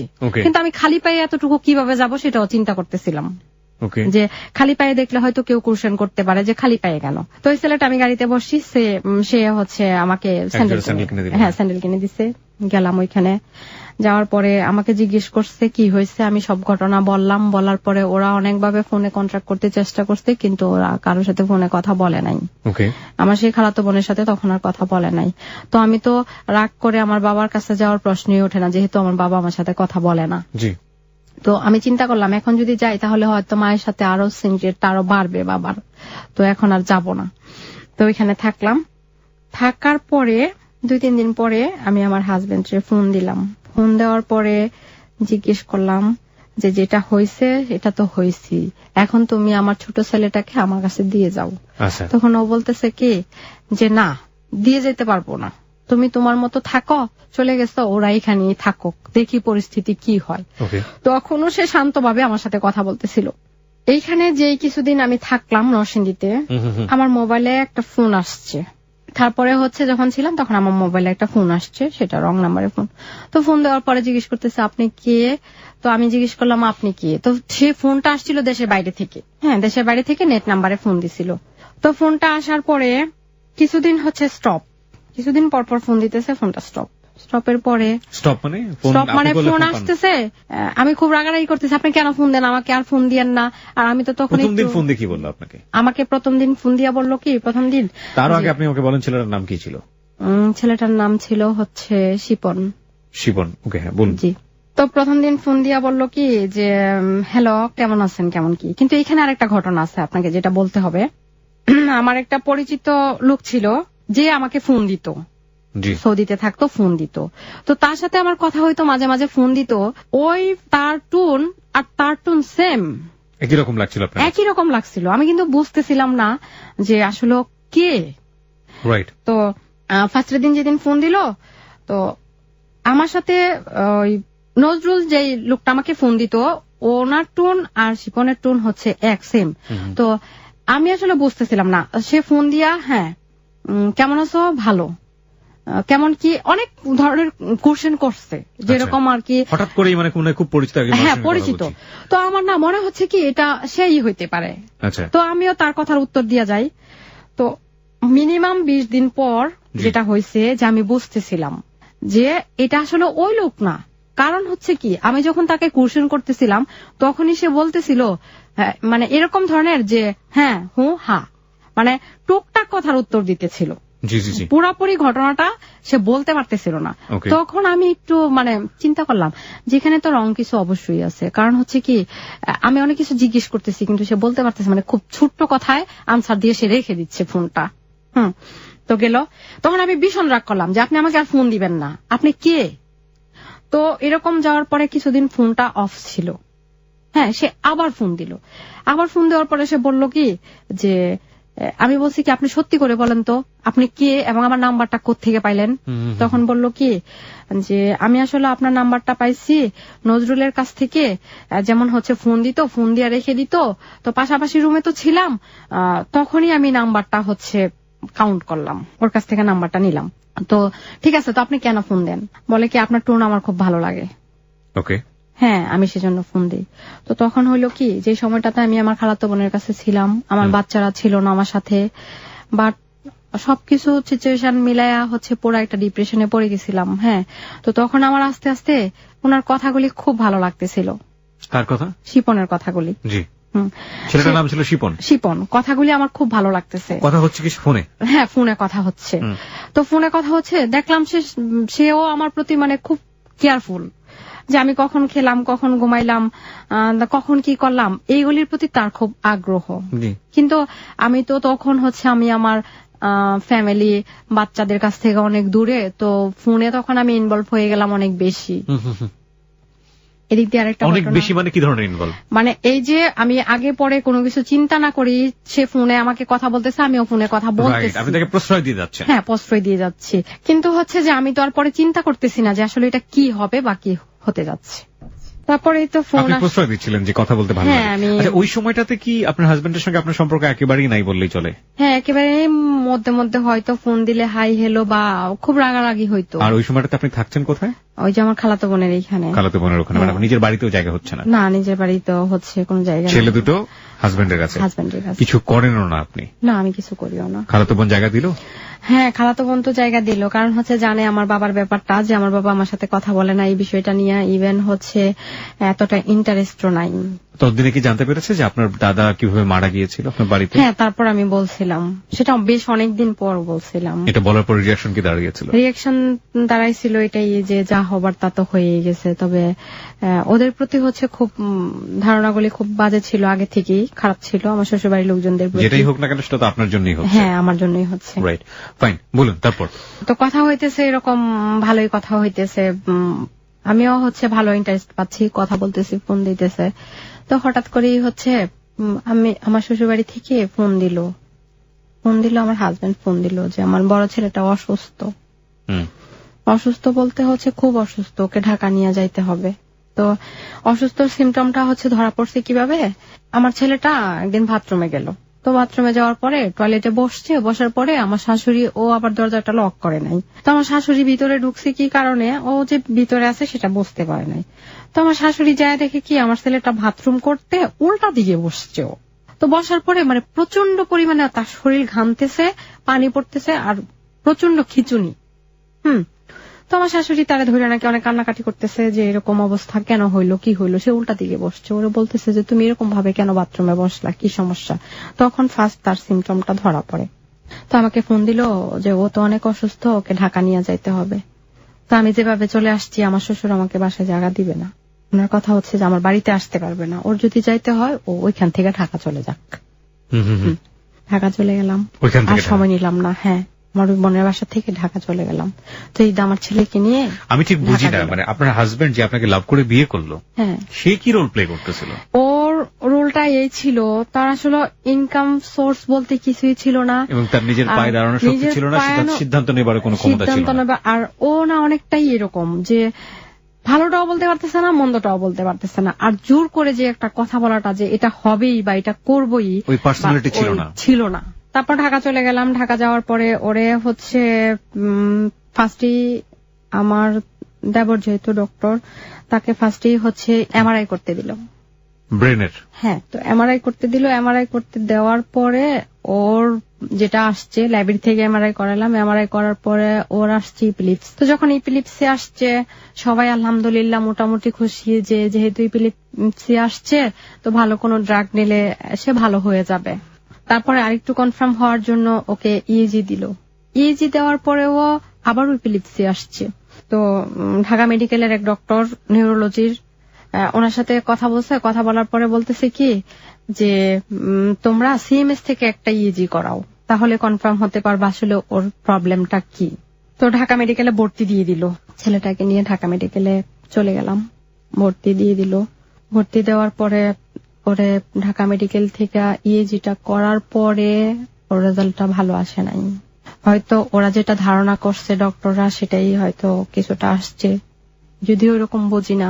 তারপরে ডক্টর বলল কি যে ওরে ইএজি 2 বার করানো হইলো, সিটি স্ক্যান করানো হইলো, তারপরে হচ্ছে এমআরআই করানো হইলো, এখন তারে হচ্ছে সিএসএফ টেস্ট করানো উচিত। সিএসএফটা হচ্ছে আমাদের মাথার মগজটা যে পানিতে ভাসানো থাকে ওই পানিটা নিয়ে আসা, মার্ক করে নিয়ে আসা, ওইটা টেস্ট করা। ওরে বাবা! তো এটা খুব লেয়ার ওই সিএসএফ টেস্টটা করা। এটা হচ্ছে মেরুদণ্ডতে সিরিঞ্জ ঢুকায় দিয়া সেই পানিটাকে টেনে নিয়ে আসে। জি, বুঝতে পেরেছি। তো ঢাকা মেডিকেলে যখন ছিলাম তো 10-12 জন ডক্টর গেল। যাওয়ার পরে আমার ছেলেটাকে ধরলো এবং আমাকে বলল কি আপনি চলে যান, আপনি এখানে থাকলে সেটা সহ্য করতে পারবেন না। তো আমাকে বের করে দিয়েছে, আমি চলে গেছি। তো আল্লাহরই হয়তো ভালো রহমত, এটা নাকি অনেকেরই হচ্ছে একবারে আসে না, 2-3 বার মার্ক করা লাগে। তো ওরে একবার ট্রাই করার পরেই ডক্টররা সেটা মানে চলে আসছে। এবং এটা হচ্ছে সিএমএস এ নিয়ে যেতে হবে। হরতাল ছিল, অ্যাম্বুলেন্সে করে সিএমএস এ নিয়ে গেল। তো এই পানিটা নাকি আবার উড়ে যায়, সেটাকে হচ্ছে কিভাবে জানে ওরা নিয়ে গেল। নিয়ে যাওয়ার পরে গেল, টেস্ট করলো। টেস্ট করার পরের দিন 2 দিন পরে সেটা রেজাল্ট দিবে। তো আমার ছেলেকে হচ্ছে দিন মোহাম্মদ স্যার, আজহার স্যার ঢাকা মেডিকেলের ওনারা দেখেন। তো যেদিন রিপোর্ট আনতে গেল আমার দেবর নিজে গেল। যাওয়ার পরে ওর এক ফ্রেন্ডের সাথে নিয়ে গেল। তো ওইখান থেকে সে 2-3টা রিপোর্ট সরায় ফেলা নিচের রিপোর্টটা উঠাইছে। উঠানোর পরে বলতেছে কি আল্লাহ এটা তো নেগেটিভ আসছে। তো ওরে বলতেছে কি দেখো আমি অনেক খুশি হয়েছি, রিপোর্টটা নেগেটিভ আসছে। এখন যদি ইপিলিপসি থেকেও থাকে তাহলে ওরে ভালো কোনো ওষুধ দিলে সে ভালো হয়ে যাবে। তো তার ফ্রেন্ড আবার বলতেছে কি তুমি যে রিপোর্টটা উঠায় এত খুশি হইলা, তুমি কি দেখছো নামটা কার? এটা তো ওর রিপোর্ট না, নিচেরটা ওর। ও উঠাইছে, উঠায় দেখে যে পজিটিভ আসছে। ওহো। তো পজিটিভ আসছে। তখন স্যার হচ্ছে রাউন্ডে, ভিতরে আমি ছিলাম, আমার হাজবেন্ড ছিল, আর ফ্যামিলির লোকজন ছিল অনেকেই। তো নিচতলা বহিরা বিভাগের গেট থেকেই আমি বারান্দায় দাঁড়ানো, তখন ভিতরে যাইতেছি আসতেছি, যেহেতু স্যার রাউন্ডে। সে যখন দেখলো যে স্যার রাউন্ডে, ও দৌড়ায় ভিতরে আসছে। আসার পরেই বলতেছে কি যে স্যার, মানে আমি বারান্দা থেকে দেখতেছি কি ও আজহার স্যারের এখানে জড়ায় ধরে অনেক কান্নাকাটি করতেছে। তো আমি ঠিক বুঝতেছিলাম না আসলে ব্যাপারটা কি। আমি বারবার পিছন পিছন ঘুরতেছি। আজহার স্যার আবার ওর মাথায় হাত দিল, আমার দেবরের মাথায় হাত দিল, দিয়া বললো যে আল্লাহকে ডাকো। তো আমি আবার ঘুরতেছি, ওরা আমাকে কিছু বলে না। তো আমি আবার আজহার স্যার পরের দিন রাউন্ডে আসছে, আমি বললাম কি স্যার আপনি কিছু মনে করবেন না, আপনি তো অনেক বড় ডক্টর, আমি একটা কথা জানতে চাচ্ছি, এসএসপিটা কি সেটা আমাকে একটু বোঝায় বলবেন। স্যার বলে কি তোমাকে কি তোমার ফ্যামিলির লোকজন কিছুই বলে না? আমি বলছি না স্যার, আমার ফ্যামিলির লোকজন তো আমাকে কিছু বলে নাই। বলে কি আমি তোমাকে কতগুলি টিপস দিব, সেই টিপস মতো তুমি চলো আর আল্লাহকে ডাকো।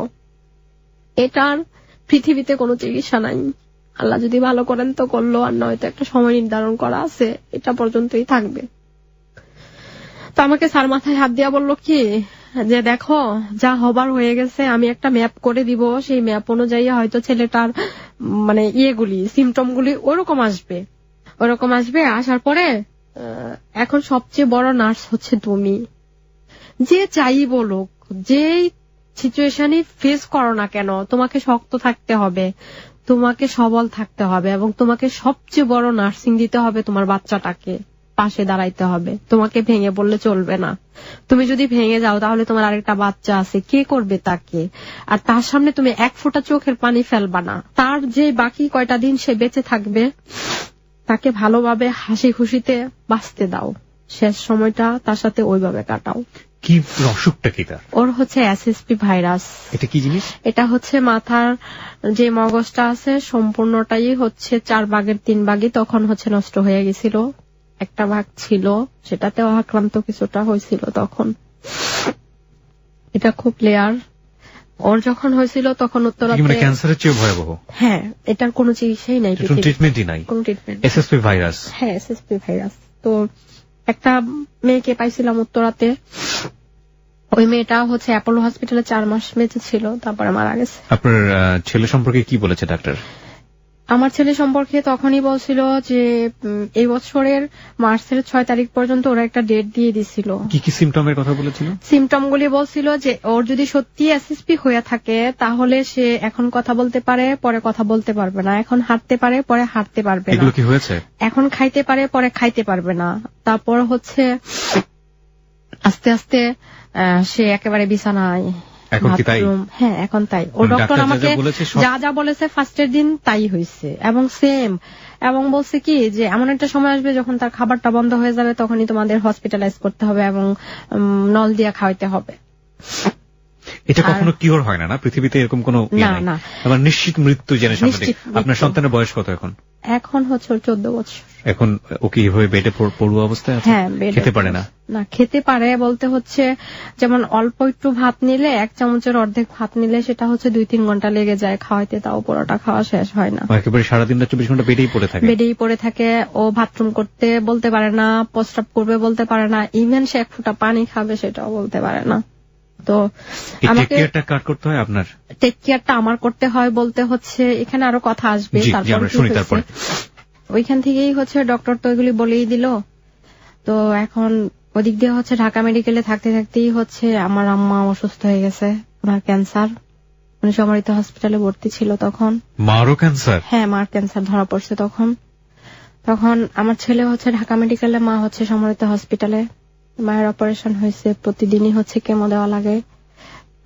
তারপরে হচ্ছে সপ্তাহের মধ্যে 4 দিনই কেমো দেওয়া লাগে। তো এখান থেকে হচ্ছে যে আম্মা হসপিটালে, এদিন দিয়ে হচ্ছে ছেলেকে দেখি। আবার দেখা গেছে যে মাসুদকে বলি যে তুমি ওর সাথে থাকো, আমি হচ্ছে মায়ের কাছে যাই। তো এরকম করে যাইতেছে। তো আমার মার তখন এরকম অবস্থা হয়েছে, ওনার ছেলে মেয়ে, ইভেন তার সংসারের জন্য কোনো মায়া ছিল না। কারণ কেমো দেওয়াতে হচ্ছে তার চুল সবকিছু কেমন জানি হয়ে গেছিল, কালো হয়ে গেছিল, ফুলে গেছিল শরীরটা, চুল টুল পড়ে গেছিল। তো আরেকটা কথা বলতে হবে যে আমার ভাই তখন সে দেশের বাইরে পড়াশোনা করতে গেছে, MBA করতে গেছিল মালয়েশিয়ায়। সে হচ্ছে আমাকে খুব ভরসা মনে করতো যে একটা কিছু তাকে বললে হয়তো কাজ হবে। তো এদিক দিয়ে হচ্ছে যে আমার ছেলেটাকে আমি ঢাকা মেডিকেল থেকে নিয়ে আসি, মাকে রেফার করে দিছে ওই ডেল্টাতে, মিরপুর ডেল্টাতে। তো মা ওইখানে 4 মাসের মতো ছিল। তো বাসায় নিয়ে আসছি, বাসায় নিয়ে আসার পর ওই দিক দিয়ে হচ্ছে শিপনের সাথে কথা হচ্ছে। শিপন, হ্যাঁ, এদিক দিয়ে যেটা হয়েছে যে মার যখন অপারেশন, মানে শিপনকে কি ওই সময়টাতে আপনি জানতেন বলতে আমি যেটা বোঝাচ্ছি, কোথায় থাকে, দেখা হয় নাই, কথা যেহেতু বলেন, কথা কন্টেন্ট গুলো থাকে, সবকিছু আমি জানতাম। কি জানতেন আপনি? জানতাম হচ্ছে ও হচ্ছে বাইরের বিজনেস করে। বাইরেতে বিজনেস করে? কোন দেশে? বাইরের বিজনেস কোন দেশে? সৌদিতে। সৌদিতে থাকে ও? হ্যাঁ, স্টে করে সৌদিতে। আচ্ছা, আসে হয়তো 2 মাস কিংবা 1 মাসের মধ্যেই হচ্ছে। বাংলাদেশের বাড়ি কোথায়, কি অবস্থা? নরসিংদীতেই বাড়ি? হ্যাঁ, নরসিংদীতে। ওর হোম ডিস্ট্রিক্ট, আমার হোম ডিস্ট্রিক্ট একই। ওকে, ফাইন। ওর সাথে যখন আমার ফোনে কথা হইতো তখন কিন্তু আমার অবস্থা খুব খারাপ হয়ে যাচ্ছিল ফ্যামিলিগত ভাবে, ছেলেটাকে নিয়ে, মাকে নিয়ে। তো এই কথাগুলি শোনার পরে সেও আমার প্রতি হচ্ছে অনেকটাই দুর্বল হয়ে গেছিল। তো বাসায় নিয়ে আসছি ছেলেকে, এদিক দিয়ে আবার ফিনান্সিয়াল কিছু ব্যাপার ছিল, যেটা হচ্ছে প্রবলেমটা শুরু হচ্ছে আর কি। জানতো। তো হচ্ছে আমার ছেলেটাকে বাসায় নিয়ে আসছি, আসার পরে একদিন সন্ধ্যা হবে 7টা, 7:30 বাজে।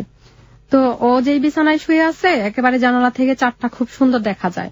তখন সে একটু কথা বলতে পারে। আপনার ছেলেটা ও 4টা দেখতেছে তাকায়, তখন একটু কথা বলতে পারে। যখন তার টোটালি কথা বন্ধ হয়ে গেছে, তার 2 দিন আগে আমাকে বলতেছে কি, মানে হঠাৎ করে জুড়ে আমাকে ডাক দিচ্ছে যে আম্মু বলে একটা অনেক জুড়ে মানে চিল্লাইতেছে। তো আমি দৌড়ায় ওই রুম থেকে গেছি, যাওয়ার পরে আমাকে বলতেছে কি, দেখো 4টা কত সুন্দর না? আমি বলছি হ্যাঁ, 4টা অনেক সুন্দর। তখন ও আমাকে বলতেছিল কি যে ওরকম একটা কিছু কথা বলছে, কথাটা বাট ক্লিয়ার না, কিন্তু আমি বুঝতে পারছি। আমাকে বলতেছিল কি, আম্মু পৃথিবীটা হচ্ছে অনেক বড়, কিন্তু মানুষের জীবনটা অনেক ছোট, ওরকম কিছু একটা বলছে। তো তখন তার লাস্ট কথা ছিল আমার সাথে এরকম। তারপরে 2 দিন বেশি একটা কথা বলে নাই, টোটালি কথা বন্ধ হয়ে গেছে।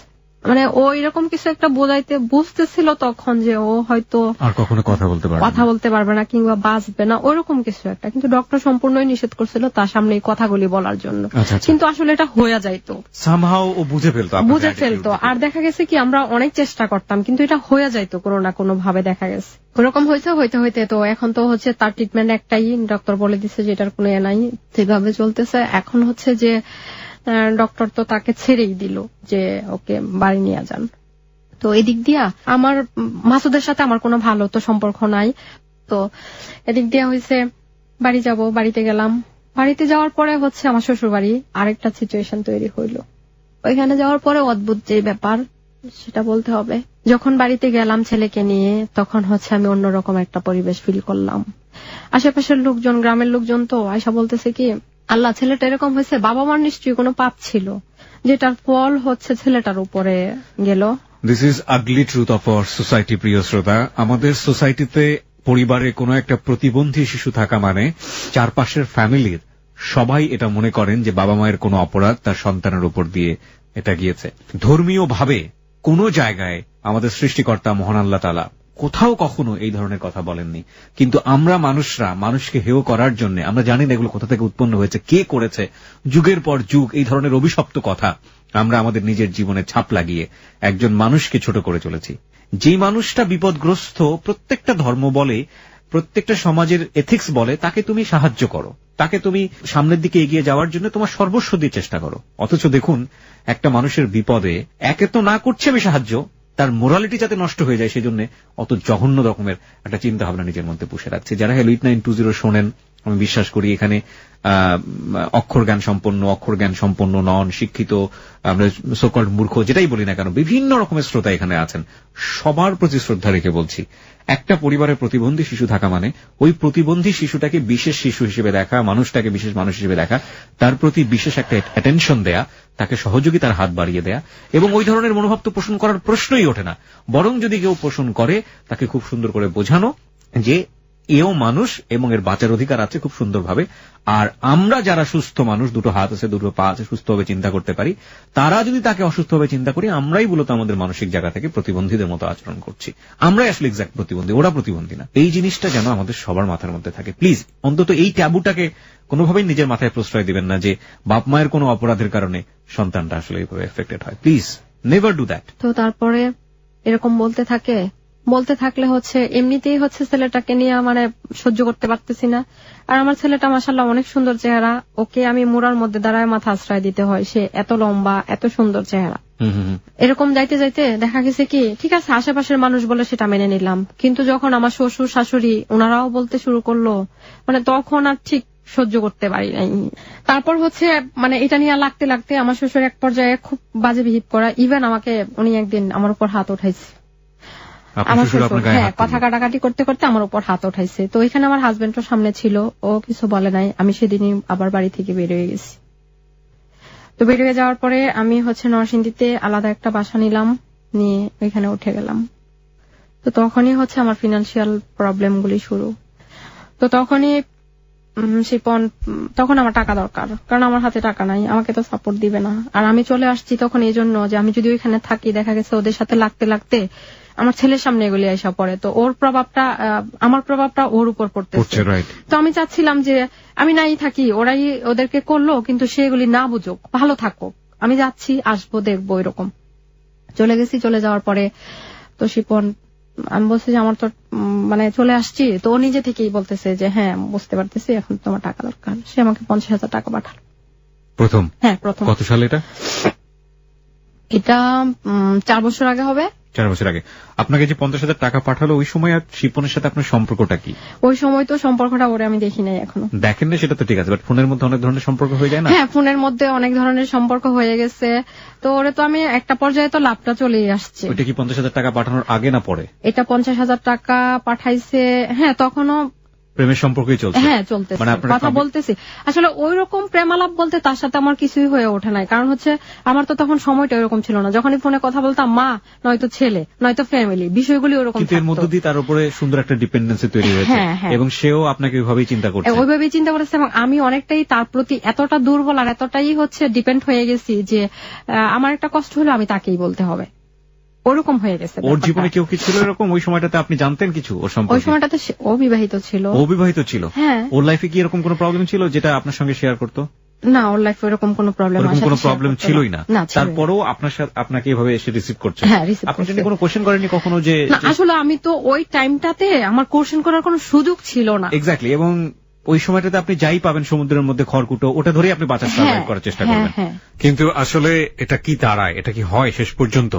আমরা আসলে প্রতি মুহূর্তে আমাদের সারাউন্ডিং থেকে বিভিন্ন রকমের সাহায্য নিয়ে বাঁচার চেষ্টা করি, শেষ পর্যন্ত আসলে তা আমাদেরকে কি বাঁচতে দেয়? যাই হোক, আমরা শাওনের জীবনের গল্পে আবারও ফিরতে চাই। হ্যাঁ, শাওন যেখানটা আমরা ছিলাম, তারপর? হ্যাঁ, তারপরে তো চলে গেলাম ওইখানে। ও হচ্ছে টাকা দিল। তো ওরে আমি আবার একটা কোশ্চেন করছি যে তুমি তো আমাকে দেখলাই না, আমিও তোমাকে দেখি নাই, তুমি আমাকে টাকা দিয়ে দিছো। বলে কি আমি যাকে টাকা দিছি তাকে বিশ্বাস করি টাকা দিছি, সে চলে গেলেও আমার কোনো আপত্তি নেই। বলছে আমি তো মোবাইলটাও বন্ধ করে দিতে পারতাম। ও বলে কি আমার সম্পূর্ণ বিশ্বাস আছে যে তুমি এটা করবা না। তো গেল, টাকা দিল, ওরকম টুকটাক এটা সেটা করতে করতে খরচ হয়ে গেল। খরচ হয়ে গেল। এখন কিছুদিন পরে আবার যেটা হয়েছে যে আমি বাড়িতে যাচ্ছি না কিছুদিন, মানে চলে আসছি যাচ্ছি। বাড়ি মানে নিজের বাড়ি না, আমার শ্বশুর বাড়ি। শ্বশুর বাড়ি। তো এখানে হচ্ছে যে ও এরকম ভাবে টাকা দিতেছে, লাগতেছে, টাকা দিতেছে। ও আবার ওইরকম টেক কেয়ার করতেছে, কি খাচ্ছি, কি পড়তেছি, কি করতেছি, সব এভরিথিং যা আছে অলওয়েজ যা আছে সব। তো গেল, এটা যাওয়ার পরে একটা সময় হচ্ছে আমার মায়ের টাকা টোটাল চিকিৎসা করতে টাকা খরচ হয়েছে প্রায় 33 লক্ষ টাকার মতো। তো এখানে আমার চিকিৎসার মধ্যে হচ্ছে মানে একটু প্রবলেম হয়ে গেছিল, টাকার ক্যাশ টাকা ছিল না। পরে আমি একদিন বলছি এরকম তো প্রবলেম হয়েছে। পরে বলে কি কত টাকা শর্ট আছে? বলছে মনে হয় 2-3 লাখ টাকা শর্ট আছে। বলে কি ঠিক আছে আমি পাঠাই দিতেছি। সে ওই দিন মনে হয় 80,000 টাকা পাঠাইছিল, আবার 50,000-এর পরে 80,000 টাকা পাঠাইছে। পাঠানোর পরে আবার কিছুদিন পরে আবার 1 লাখ টাকা দিচ্ছে। তো এরকম করে করে ওইটা আমার ইয়েতে চলে গেছে। আচ্ছা গেল, এখন সে বাংলাদেশে আসবে। তো বাংলাদেশে আসছে। বাংলাদেশে আসার পরে ওরে যেদিন আমি ফার্স্টে দেখলাম, আমি তাকে ডাইরেক্টলি বলে ফেলছি তুমি আমাকে হেল্প করছো, হয়তো কিছু করছো, আমি তোমাকে দেখলাম, তোমাকে আমার ভালো লাগে নাই। হ্যাঁ, দেখার পর একেবারে ফার্স্ট মানে একেবারে স্টেট এটা বলে দিছি তারে। ও বলে কি আমার একটু মন খারাপ হয়নি, তুমি ভালো থাকবা, আমার হেল্পে যদি ভালো থাকো তাহলে আমার ভালো লাগবে। পছন্দ হলো না কেন? ও স্মার্ট, ঠিক আছে, কিন্তু ওরে দেখে আমার কেন ভালো লাগে না আমি জানি না। আচ্ছা, তারপর আমি টোটাল মোবাইলটা বন্ধ করে দিলাম। 2-3 দিন তার সাথে আমার কোনো যোগাযোগ ছিল না। এক ধরনের কমিটমেন্ট তৈরি হয় না, এক ধরনের কি বলা যেতে পারে এটাকে, যে যেহেতু আপনাকে এত হেল্প করেছে সুতরাং আপনি ওখান থেকে সরতে পারছেন না। না, পরে 2-3 দিন যখন বন্ধ করে দিলাম তখন আবার নিজেই হচ্ছে আমি তারে ফোন করে আবার সরি বলছি যে আমার এটা ঠিক হয় নাই। মানে মাফ করে দিও, আমার এটা ঠিক হয় নাই আসলে। এত কথা বলার মতো সময় সুযোগ আমার ছিল না। তারপরে দেখা গেছে কি আমি বাড়িতে যাওয়া শুরু করি, ও আবার আমাকে ইচ্ছা করেই বলতো বাড়ি যাও, ছেলেটাকে দেখো, যাই হয়েছে না হয়েছে বাড়ি যাও। সে আবার এটা বলতো তোমাকে আমি সারা জীবন করব এবং তুমি আমার একটা সফট কর্নার। সেটা কেন কি কারণে আমি জানি না। পৃথিবীতে হাজার রকমের সম্পর্ক আছে প্রিয় শ্রোতা, সবসময় একটা টিপিক্যাল জায়গা থেকে আমরা চিন্তা করি বলেই আমরা যখন লাভ রিলেশনশিপের বাইরে বা লাভ রিলেশনশিপের একটা স্ট্রাকচার আছে সেটার বাইরে যখন কোনো কিছু দেখি সেটা নিয়ে আমাদের বিভিন্ন রকমের কোয়েশ্চেন তৈরি হয়। এই সম্পর্কের ক্ষেত্রেও ঠিক সেটা হতেই পারে আপনার জায়গাটি থেকে, এবং জাস্টিফিকেশনের জায়গা থেকে আপনি তো চিন্তাই করতে পারেন যে হাজবেন্ড স্টিল তারপরেও একটা মেয়ে কেন এই ধরনের এক্সট্রা ম্যারিটাল অ্যাফেয়ারের মধ্যে জড়াবে। এক্সট্রা ম্যারিটাল অ্যাফেয়ার কিংবা অ্যাডাল্টারি সম্পর্ক যেটাই বলি না কেন, এটা সিচুয়েশনাল কেস ম্যাক্সিমাম ক্ষেত্রেই, এবং সেটাকে খারাপ চোখে খারাপ জায়গা থেকে দেখার একটা সুযোগ আছে সামাজিক দৃষ্টিভঙ্গির জায়গা থেকে। কিন্তু সবসময় কি সেটা খারাপ, এটাও তো একটা প্রশ্ন। কারণ কেউ কি আসলে ইচ্ছে করে এই ধরনের সম্পর্কে জড়ান? বলুন আপনার যে পরিস্থিতি সেখান থেকে আসলে এই সম্পর্কটাকে কোনোভাবে আমরা দেখতেই পারি। তারপরে হচ্ছে আপনার ছেলেটা, বড় ছেলেটা কোথায় থাকে? আপনার হাজবেন্ড? হ্যাঁ, আমার শ্বশুর বাড়িতে থাকে। আচ্ছা, ওকে টেক কেয়ার করতো কেউ? ওকে টেক কেয়ার করতো। এখানে আমার শাশুড়ি ওকে অনেক করে, আর কাজের মহিলা আছে 2-3 জন, ওরা ওকে টেক কেয়ার করে। ওর বাবা তো থাকেই। আর আপনার ছোট ছেলেটা? আমার সাথে। ছোট ছেলেটাকে আপনি নিয়ে আসছেন? হ্যাঁ, নিয়ে আসছি। আচ্ছা, তো তারপর থেকে আমার যেটা হয়েছে, ওর সাথে সম্পর্কটা হওয়ার পরে যখন আমার সাথে দেখা হয়েছে, একদিন তাকে না বলে একদিন আমরা ঘুরতে গেলাম। তার দ্বিতীয় দিন যেটা দেখা, উজানবাটিতে বসলাম। তো উজানবাটিতে বসার পরে ও তো ওয়াশরুমে গেল, ওর মোবাইলটা রেখে গেল টেবিলে, যেটা আমি খুব অনলাইন করছি, তার কাছ থেকে পারমিশন নেই নাই। আমি তার কাছ থেকে, তার মুখ থেকে পারভেজের নাম অনেক শুনতাম, সেটা হচ্ছে তার অফিসের ম্যানেজার। তো তার নাম্বারটা চুরি করে নিয়ে নিলাম। তখন আমার আগ্রহটা এত বেশি ছিল যে যেই মানুষটা আমার জন্য এত করে, আসলে ব্যাপারটা কি, কেন করে, তার বিজনেসটা আসলে কি। আর একটা মানুষের টাকা থাকতে পারে, একজনকে এভাবে টাকা তো দেয় না। মানুষের ভেতরে কোয়ারি একটা মারাত্মক রকমের জিনিস। আপনার ভালো হোক বা মন্দ হোক, সেটার যদি যুক্ত উত্তর আপনি না পান, সেটার পেছনে আপনার সন্দেহ কাজ করবেই। যাই হোক, বলুন। তারপর তো আবার আরেকদিন আমার আরেকটা ইন্টারেস্ট হইলো, আমি জাকির সম্পর্কে সবসময় শুনতাম, যেটা দেশের বাইরে তার ফ্রেন্ড থাকতো। সেই জাকির তখন বাংলাদেশে। আমি আবার পারভেজকে ফোন দিলাম। তো পারভেজকে আমি বলতেছি কি, পারভেজ, তোমার মামা তো আমাকে জাকির ভাইয়ের নাম্বারটা দিছিল, সেটা আমি হারাই ফেলছি, প্লিজ তুমি আমাকে আবার জাকির ভাইয়ের নাম্বারটা দাও। নাম্বার দিছে, তখন আমি জাকির ভাইকে ফোন দিচ্ছি, জাকির ভাই আপনি কোথায় আছেন, আমার পরিচয়টা আপনি নাই জানলেন, আমি যখন আপনার সাথে সরাসরি দেখা করবো তখন জানবেন। যাওয়ার পরে আমি যখন ডিটেলস ঘটনা ওনাকে বললাম, আমি দেখলাম কি উনি আমাকে ভালো কিছু রেসপন্স করে নাই। আমি যে বিষয়গুলি না জানি সেই বিষয়গুলো উঠে আসতে লাগলো। কিরকম? যে শিপনের তো অনেক টাকা আছে, তার তো এই ধরনের মেয়ের সাথে অনেক ফিজিক্যালি রিলেশনে জড়ায়া অনেক মেয়েদের পিছনে টাকা খরচ করছে, কিন্তু আমার জন্য সে এতটুকু করছে, এই জায়গা থেকে আমি এটা ওনাকে বলি নাই। না বলাতেই উনি আমাকে এত কিছু বলে দিচ্ছে। তো বলে দেওয়ার পরে আমার ইন্টারেস্টটা আরো বেশি হইতে লাগলো। কেন? মানে এই কথাগুলি জানার পরে। ইন্টারেস্টের কারণটা হলো অনেকগুলি মেয়ের নাম আসছে এখানে, তাহলে আমার সন্দেহ হইতেছে যে সে কি করতেছে, বাট কি করতে চাইতেছে আমি তো বুঝতে পারতেছি না। আচ্ছা, এখানে আপনার কাছে আমার একটু ফুল স্টপ দিয়ে কিছু কোয়েশ্চেন আছে। এই যে যখন আপনি কোয়েরিটা করছেন, এই কোয়েরির আগ পর্যন্ত সে আপনাকে আনুমানিক কত টাকা হেল্প করেছে? এটার আগ পর্যন্ত আমাকে সে আনুমানিক হেল্প করছে প্রায় 20-22 লক্ষ টাকা। হ্যাঁ, 20-22 লক্ষ টাকার এই টাকা মানে সবকিছু আদার্স মিলায় হবে, সবকিছু মিলিয়ে 20-22 লক্ষ টাকা আপনাকে হেল্প করেছে। এর মধ্যে আপনার সাথে কোন ধরনের কোন অনৈতিক সম্পর্ক সে জড়াতে ইচ্ছা বা মনোভাব কি পোষণ করে? না, ইচ্ছা পোষণ করে নাই, কিন্তু ফোন আলাপে দেখা গেছে মাঝে মাঝে একটু ফোন আলাপে আমি ওটা অন্য বিষয়। বাট আপনার সঙ্গে ধরনের সম্পর্ক হয়নি? না, আমার সাথে আপনার সঙ্গে যখন সে ঢাকায় মিট করেছে তখন ওই ধরনের সম্পর্ক হয়নি? কোথাও সে অফারও করেনি? না, কোথাও অফারও করে নাই। তাহলে আপনার মাথার ভিতরে কি এই একটা কোয়েশ্চেন রেজ করা উচিত ছিল না? না, উচিত। 20-22 লক্ষ টাকা সে আপনার পেছনে ইনভেস্ট করলো, ইনভেস্ট বলবো না আমি, আপনাকে দিল, এবং আপনার সাথে এই ধরনের কথা বলার সুযোগও ছিল যেহেতু আপনি তাকে লাভ করেন। সেই অর্থে আপনার কোয়েরিটা করা উচিত হচ্ছে না, কারো ব্যক্তিগত জীবন নিয়ে ঘাটাঘাটি করাটা উচিত। হ্যাঁ, এখানে একটা কথা বলতে হবে, এটা সে যখন এটা জানছে তখন আমাকে বলছিল বা আমার ফ্রেন্ডদেরকে বলছিল যে ওকে না করো, যে আমারকে খুঁচাইতে, কারণ হচ্ছে না খুঁচাইতে। তখন আমি জাকির ভাইয়ের সাথে দেখা করার পরে রাস্তায় এসে ওকে আমি ফোন দেই। ফোন দেওয়ার পরে ও ঘুমাইতেছিল দেশের বাইরে। তখন আমি বলছি কি, আচ্ছা শিপন, শানুকে, সুমনাকে, এমন কিছু নাম আসলো, শম্পাকে। ও আমার বলে কি, তোমার কি মাথা নষ্ট হয়ে গেছে, কার কাছ থেকে কি শুনছো, মানে ক্ষিপ্ত, অনেক ক্ষিপ্ত। তারপর আমার বলে কি লাস্টে, আমি এমনই, তোমার কোনো প্রবলেম, তোমার ইচ্ছা হলে থাকো, না ইচ্ছা হলে চলে যাও। একটা মানুষ এভাবেই টেম্পার্ড হয়। আপনি আচ্ছা, আপনি কোয়েরিটা কেন করলেন? আমাকে এই প্রশ্নের উত্তর, আপনি তো ভালোই ছিলেন, আপনি কোয়েরি? হ্যাঁ, আমি ভালোই ছিলাম। আমি কোয়েরিটা করছি একটা কারণে। এখানে একটা ঘটনা আমার বলা হয় নাই। ওর সাথে একদিন উত্তরায় আমি বসেছিলাম, সেটা সকালবেলা ছিল, 10টার দিকে হবে। বসে থাকার পরে ওর মোবাইলে একটা ফোন আসছে, তো মোবাইলটা বারবার ফোন আসতেছে, ও চাচ্ছিল ফোনটা বন্ধ করে দিতে, কিন্তু ওর হাতের চাপ লেগে মোবাইলটা বন্ধ না হয়ে সেটা লাউড হয়ে গেছে। আচ্ছা, হ্যাঁ, তো ওইখান থেকে একটা মেয়ে তাকে বলতেছিল যে ভাইয়া আপনি বারবার কেন লাইনটা কেটে দিচ্ছেন, ভাবি কি পাশে? তখন আমি মনে করলাম যে এনিথিং রং। হ্যাঁ, তো সেই দিন আমি অনেক কান্নাকাটি করছি এবং ওরে আমি বলছি যে আসলে কে সেটা আমাকে খুলে বলো। ওর মেয়েটার বাড়ি ছিল গোপালগঞ্জে, তো সে আমাকে যেটা বললো, আমার পায়ে ধরে মাপ পর্যন্ত চাইছে সে। আমি ইজ কোয়াইট অ্যাবসার্ড রিলেশনশিপ। এক তো হচ্ছে যে আপনাকে সে বউ হিসেবেও চায় না, আপনাকে গার্লফ্রেন্ড হিসেবে দেখে, সো কল্ড গার্লফ্রেন্ড, মানে গার্লফ্রেন্ডের সাথে যে ধরনের সম্পর্ক হয় সে ধরনের সম্পর্ক না, তার স্টিল ওয়াইফ আছে, বাচ্চা কাচ্চা নিশ্চয়ই আছে। তাহলে আপনাদের এই আরেকটা মেয়ে নিয়ে সমস্যা হওয়া, কান্নাকাটি হওয়ার মানেটা কি? মানে আমি চাচ্ছিলাম, তাকে বারবার কোশ্চেন করছিলাম যে তোমার যদি কিছু সত্যতা থেকে থাকে তোমার লাইফে নিয়ে, আপনার সমস্যাটা কোথায়? আপনি তো সেই ধরনের সত্যের ফেস হবেন না। আপনি তো তার আরেকটা গার্লফ্রেন্ড হচ্ছেন না, আপনি তার ওয়াইফও হচ্ছেন না। কিন্তু হচ্ছে আমার এটা খুব লাগতো তখন, কেন লাগতো আমি জানতাম না, আপনি মেনে নিতে পারতাম না। হ্যাঁ, তখন থেকে আমার সন্দেহটা শুরু। ঠিক আছে, তো তখন আমি এখানে আরেকটা কথা বলে রাখি আপনাকে, ওই জায়গাটা থেকে তখন আমি যে শানু মেয়েটা, ওর সাথে ও তখন দেশের বাড়ি চিল্লাইতেছে, ও না করতেছে। ওর বাড়ি হচ্ছে শফিপুর। হ্যাঁ, শফিপুর, ওর একটা পার্লার আছে। আমি সেইখানে চলে যাই। আপনি এতটা ক্রেজি হয়ে যান? হ্যাঁ, আমি ঠিকানা নিয়ে ওখানে চলে যাই। শানুর কাছে যাওয়ার পরে আমি ফার্স্টে পার্লারে কাজ করাই, ওর পার্লার আছে। দ্বিতীয় দিন হচ্ছে তার আমি পরিচয় দিই যে শিপনের ব্যাপারে কিছু বলো। তো ওই মেয়েটা সবকিছু বলে দিচ্ছে আমাকে। কি বললো?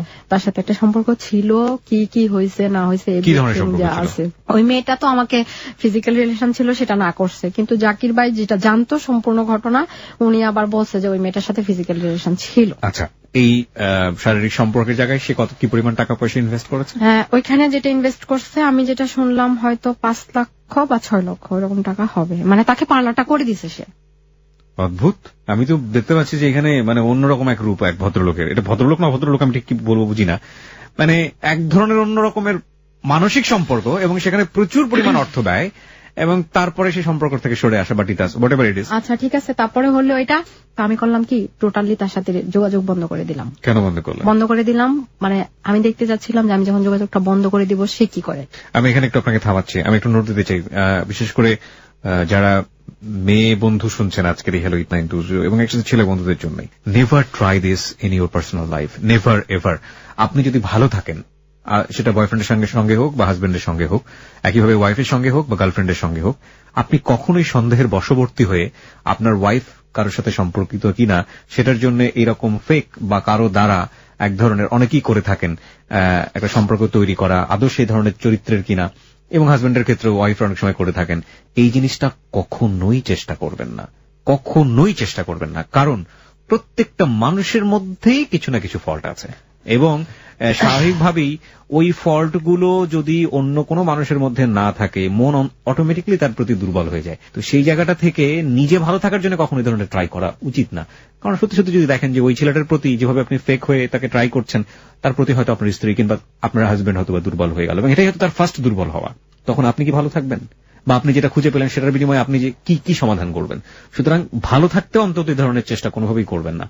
বলুন। তো আমি একটা সম্পর্কে যখন যাচ্ছিলাম তখন আমি তার কাছে বারবারই মাপ চাইতাম, 1000বার বলতাম যে তুমি আমাকে, তখন আমার কাছে মনে হইতো সে যদি আমার লাইফ থেকে চলে যায় হয়তো আমি বাঁচবো না। কেন মনে হয়? হ্যাঁ, এটা আমার মনে হইতো, কারণ আমার তো ওই রিলেশন গুলি ভালো ছিল না, কন্টিনিউ ছিল না, বাট আমি তখন ডিপ্রেশন অনেক ফিল করতাম। তো আমার কাছে তার সম্পর্কটা অনেক দামি মনে হইতো। আমি তাকে বারবার পায়ে ধরতাম যে আমি তোমার পায়ে ধরি, তুমি আমাকে ছেড়ে যাও না। হ্যাঁ, আমাকে যখন আমার সাথে কন্টিনিউ না করবা আমাকে বলবা যে আমি আর পারতেছি না, এখানে স্টপ করা উচিত। ওই দিক দিয়ে আবার জাকির আমাকে এগুলি বলছে দেখা, জাকির তার রুম পার্টনার ছিল, তাকে ঘর থেকে বের করে দিচ্ছে। সে বাংলাদেশে আসছে, আসার পরে ও এখানে একটা ব্যাপার ছিল যেটা 8 লাখ টাকার একটা ফল্ট ছিল তার সাথে। আমি ওই ফ্লেক আইডির মেয়ে হয়ে আমি বলছি যে আমার এরকম প্রবলেম, পড়াশোনা করতেছি, বাবা মার সাথে এরকম হচ্ছে না, আমার একটা ছেলের সাথে বিয়ে ঠিক হয়েছে, তো ওই ছেলে তো আমাকে বিয়ে করবে, এখন তুমি যদি চাও তোমার সাথে আমি রিলেশনটা কন্টিনিউ করি, আমার মার ওই ছেলেটার সাথে এরকম টাকা পয়সা নিয়ে লেনদেন আছে, তুমি যদি এটা দিয়ে দাও আমাকে তাহলে এনাফ, ওটা করবে না। এখানে আরো অনেক কথা আসছে, অনেক সময় ধরে করেছেন সব। হ্যাঁ, যা করা। তো ফার্স্টে আসলে শুরু হয়েছিল এটা মানে তাকে কাউন্টের জন্য, কিন্তু লাস্টে যেগুলি হয়েছে এগুলি মানে অনেকটাই এতটাই আগায় গেছিলাম, না আসতে পারতেছিলাম না বন্ধ করতে পারতেছিলাম। ফেক আইডি থেকে? ফেক আইডি থেকে। টাকা তো আলটিমেটলি আপনার কাছে আসছে। হ্যাঁ, আমার কাছে আসছে। এবং ওই 8 লাখ টাকাটা কিভাবে আসছে, ওই এখানে একটা কথা উল্লেখ করা যাবে যে হচ্ছে ব্যাংকের হেড অফিসে একজন ভদ্রলোক আছে যিনি ওই ব্যাংকে আছে, ওই টাকাটা তার অ্যাকাউন্টে আসছিল। তার অ্যাকাউন্টে আসার পরে তার নাম্বারটা তার কাছে রয়ে গেছিল, সে এভাবে ধরতে পারছে আর কি। ওই নাম্বারটা ফলো করে ওই ব্যাংকে গেল, যাওয়ার পরে ওই ভদ্রলোক আবার আমাকে যখন টাকাটা দিল তখন এটা ভিডিও ফুটেজের সামনে টাকাটা দিল আর কি। তখন ওই ভিডিও ফুটেজ সে দেখেছে?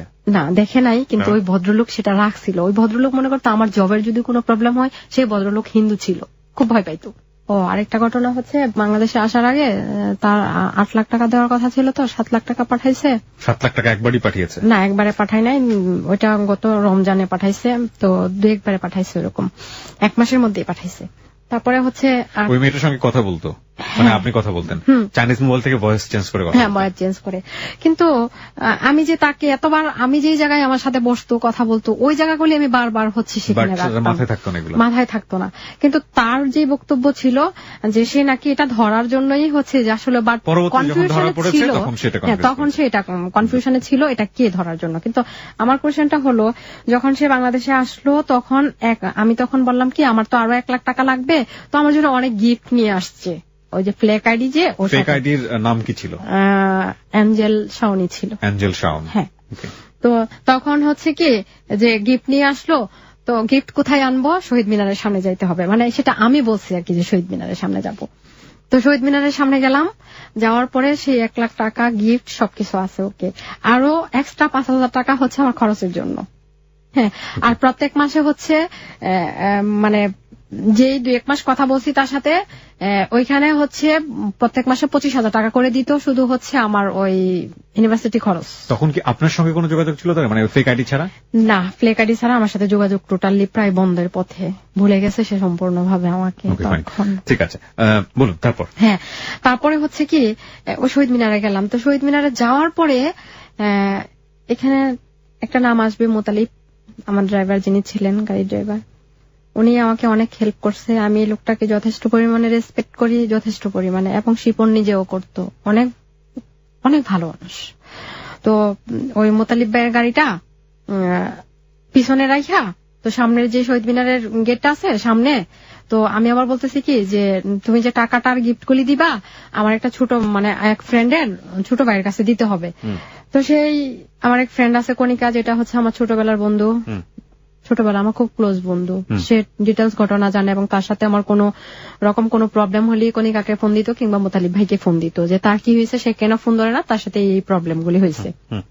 তো গেল এটা, যাওয়ার পরে আমি পিছন থেকে দেখতেছি কি যে সুন্দর করে সে আয়সা গাড়িটা তার থামলো ওই ইয়ের সামনে, সামনে। সত্যি তার আগে তার ছবি দেয়নি সে ফেসবুকে? না, ফেসবুকে তার আগে তার ছবি দেয় নাই। আমি বুঝতে পারছি যে মানে টাকা একটা মানুষের কাছে কত বেশি হলে না। তারপরে আরো কিছু কথা আছে। ও যখন গাড়িটা এসে থামলো তখন দেখলাম কি তার ড্রাইভার গাড়িটা দরজাটা খুললো, সে সুন্দর করে নেমে ওই ছেলেটাকে মানে গিফটটা টাকাটা দিয়ে আবার 1 মিনিটের মধ্যে গাড়িটা এখান থেকে চলে গেল।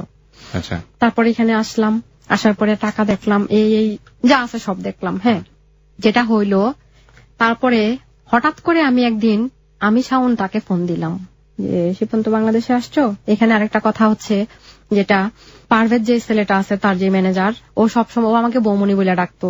সে সবসময় চাইতো কি তার বিয়েতে আমি আর ওর মামা একসাথে যাব। তো হঠাৎ করে তার বিয়ে ঠিক হয়ে গেল, তো সে আমাকে দাওয়াত দিল, ওরে ফোন দিল। তো সে বাংলাদেশে আসার পরে আমাকে হঠাৎ করে ফোন দিছে যে শাওন, পারভেজের বিয়েতে কি তোমার দাওয়াত? আমি বলছি হ্যাঁ আমার দাওয়াত। তো ও বলতেছে কি আচ্ছা কালকে যে পারভেজের বিয়েতে যাব, কাবিন হবে ওর, কি নিব? তো ঢাকায় তো সব দোকান বন্ধ হয়ে গেছে, তুমি তোমার নরসিংদী থেকে একটা চেন নাও, একটা কানের দুল নাও, আসো আমি কালকে তোমাকে টাকা পে করবো। তো আমি নিলাম, নিয়ে পারভেজের বিয়েতে আমি আমার গাড়ি নিয়ে গেলাম, ও ওর গাড়ি নিয়ে গেল।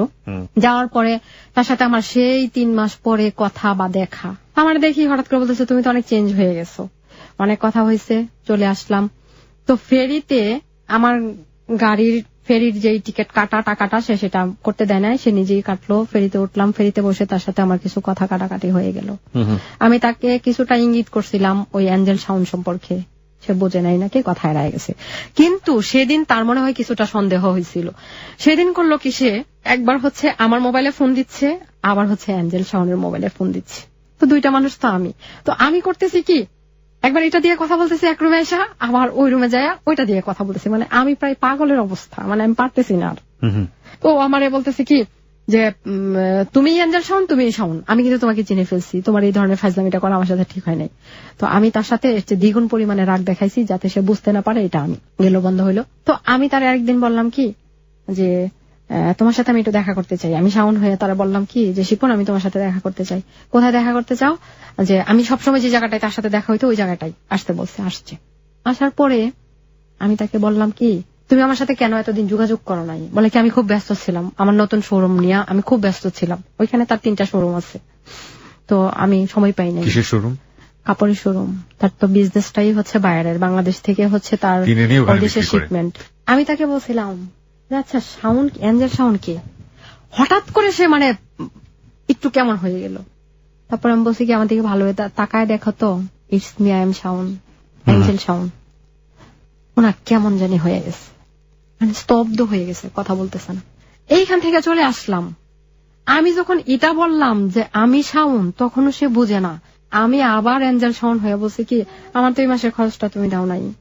তারপরে সে 25,000 টাকা আবার দিল। আমি মানে অদ্ভুত মানে হয়ে যাচ্ছি যে মানুষজনের কাছে টাকা বেশি হলে কি মানে সমস্যা হয় নাকি? আর এই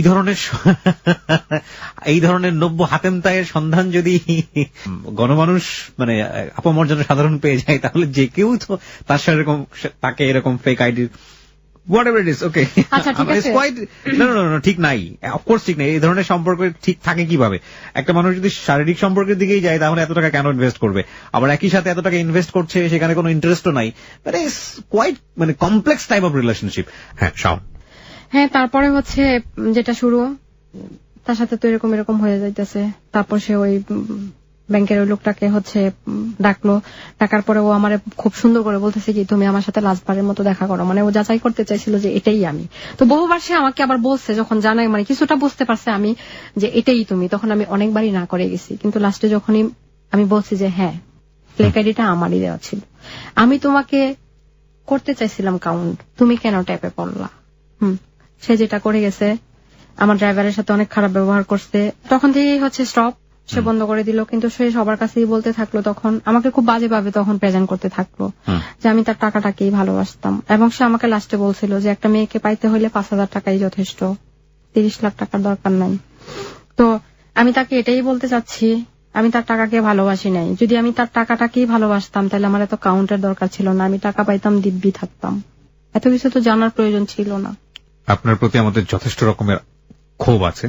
যারা তখন রেডিও শুনেছে তারা বিভিন্ন রকমের টেক্সট করেছে, প্রশ্ন করেছে। প্রথম প্রশ্নের উত্তর হচ্ছে আপনার ছোট ছেলেটা আপনার সাথে, হ্যাঁ, বড় ছেলেটা আপনার সাথে না কেন? আমি তো আসছি তো কোশ্চেনগুলি না, কিন্তু বড় ছেলেটা আপনার সাথে না কেন? বড় ছেলে তো আপনার সবচেয়ে বেশি দরকার, ডাক্তার আপনাকে। হ্যাঁ, বড় ছেলেটা আমার সাথে না, এই জন্যই আমি তো আপনাকে বলছি, তখন থেকেই তো ফ্যামিলি মেম্বাররা বলতো যে হয়তো তার বাবা মার কোনো পাপের ফল ছিল এটা। এবং আমি আমার বড় ছেলেটাকে দেখতে যাইতাম, দেখতে যাওয়ার পরে দেখা গেছে কি আমি যখন খাওয়াইতাম তখন আমার শাশুড়ি বলতো আরে ওর খাওয়ানোটা হচ্ছে না, তাহলে আপনি নিয়ে আসলেন না? ওরা আমাকে দিবে না।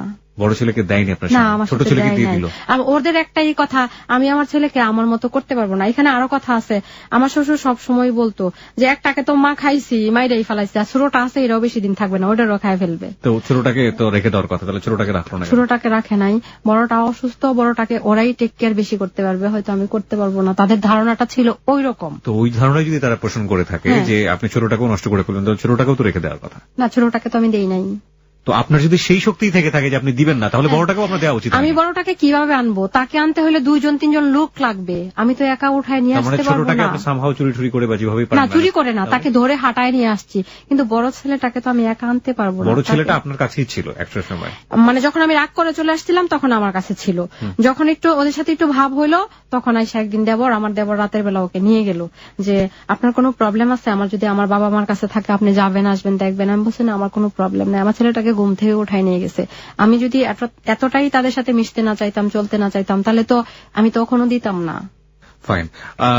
যেই লোকটার বউ আছে, যেই লোকটার বাচ্চা আছে সে কখনো কি আপনার স্বপ্ন দেখিয়েছে যে তার বউ বাচ্চা ছেড়ে আপনার সঙ্গে আলাদা করে না, সেটা কখনোই স্বপ্ন দেখেনি? স্বপ্ন না দেখালেও যে লোকটা আপনাকে বছরের পর বছর এরকম সাপোর্ট করে গেল, আপনি যে প্রতিষ্ঠানে কাজ করছেন সেটাও তার কন্ট্রিবিউশন। আমার প্রশ্নটা শেষ করতে দেন। এবং একই সাথে যে আপনাকে এত বড় আর্থিক সাপোর্ট দিয়ে গেছে যখন আপনার আশেপাশে কেউ ছিল না, সবচেয়ে বড় সাপোর্টটা হচ্ছে ইকোনমিক সাপোর্ট, কজ আপনার মা ক্যান্সারের রোগী ছিল, আপনাকে এরকম সাপোর্ট দিয়েছে, সেই লোকটা সম্পর্কে আপনি এত কোয়ারি করতে গেলেন কেন? আমি তো বলছি যে আমার ইন্টারেস্ট এত বেশি ছিল, দুই একটা কোয়ারি করছেন, ঠিক আছে, কোয়ারি করার পরে সেগুলো নিয়ে আপনি তাকে অ্যাকিউজ করতে গেলেন কেন? কারণ সম্পর্কটা আপনার সেরকম না। সম্পর্কটা যদি এরকম হইতো যে আপনি তার গার্লফ্রেন্ড বা আপনি তাকে লাভ করেন, ঠিক আছে, আপনি তাকে নিয়ে ভবিষ্যতে ঘর সংসার করবেন, কিছুই না, বা আপনার মধ্যে একটা শারীরিক সম্পর্ক আছে যেটা আপনি চান না যে আপনার সাথে এমন একটা পুরুষ মিলিত হচ্ছে যে আরো মেয়ের সাথে এই ধরনের কাজগুলো করে, তাও বুঝতে পারতাম, সেগুলোও ছিল না। তাহলে একটা ছেলেকে আপনি এতটা অ্যাকিউজের চোখে কেন দেখলেন? এটা কার ভুল? এটা ওর ভুল না আপনার ভুল? হ্যাঁ, আমার তো ভুল অবশ্যই ছিল। আমার ভুলটা ছিল ওকে আসলে খোঁচানোটা আমার ঠিক হয় নাই। আর প্রথম ধরনের সম্পর্কে যাওয়াই ঠিক হয়নি, এটা হচ্ছে সম্পর্ক তো ঠিক হয় নাই। এবং আমি কেন গেছি সেটা, কেন গেছেন, পরিস্থিতির শিকার হয়েছেন, সেটা নয় আমরা সেই জায়গাটা থেকে মার্সির জায়গা থেকে দেখতে পারবো। কিন্তু যাওয়ার পরে এই যে এক ধরনের কোয়ারি করা, মানুষকে নিয়ে খোঁচানো, খুঁচিয়ে খুঁচিয়ে তাকে অ্যাকিউজ করা, সে ভালো না মন্দ সে প্রসঙ্গে আমি যাবই না, কিন্তু আপনার জায়গা থেকে আপনি যে কোয়ারিগুলো করলেন সেটার প্রয়োজন ছিল না। হ্যাঁ, কারণ মানুষের পজিটিভ দিকগুলোকে দেখেই সামনের দিকে ফোকাস করা উচিত, এটাই হচ্ছে ব্যাপার। আর দ্বিতীয়ত যেটা হচ্ছে যে এই মানুষটা তো আপনাকে কোনো ধরনের কোনো ব্ল্যাকমেইলও করেনি, যদি আমি বলি ব্ল্যাকমেইল ইন হোয়াট সেন্স, কারণ আপনাকে একটা বিপদে ফেলে দিয়েছে, কোনো কিছু করে ও আমাকে ব্ল্যাকমেইল করে নাই, বরং আমি তাকে এটাই করছি যে মানে যখন এরকম রাগারাগি হইতেছে ও অনেক বাজে বিহেভ করছে, আমি অনেক বাজে বিহেভ করছি, অনেক কিছু হয়েছে। আপনি এই যে এই জিনিসগুলো নিয়ে একটা মেয়ের কাছে গেছেন, ঢাকা থেকে বের হয়ে বরিশাল টরিশাল চলে গেছে, বরিশাল না, সেটা হচ্ছে সফিপুর, যাই হোক না, গাজীপুরের সফিপুর। তারপরে আবার এই যে ওর এক আত্মীয় স্বজন, সেখানেও জানাজানি হয়েছে, এত কিছুর তো প্রয়োজন ছিল না, মানে এগুলো এক্সট্রিম লেভেলের কাজ। এবং এই জায়গাগুলোতে একটু চিন্তা ভাবনা করা উচিত যে আমার আসলে সম্পর্কের এইমটা কি, আমার সম্পর্কের লক্ষ্যটা কি। সম্পর্কের লক্ষ্যের জায়গাটা যদি এখন পর্যন্ত ক্লিয়ার না থাকে তাহলে আমি এগুলো কেন করতে যাব, এটা আপনার চিন্তা করা উচিত ছিল আপনার জায়গাটা থেকে। তখন আমার খুব মাইন্ডে লাগতো। এবং তারপরও একটা সবচেয়ে বড় ভুলের জায়গা, আপনি আপনি বিবাহিত, এবং আপনি যদি আপনার হাজবেন্ডকে ডিভোর্স দিয়ে দিতেন, আপনি ছেলেটাকে অনেক বেশি ফিল করেন, ঠিক আছে মানলাম, তাহলে আপনি আপনার হাজবেন্ডকে ডিভোর্স দেননি কেন?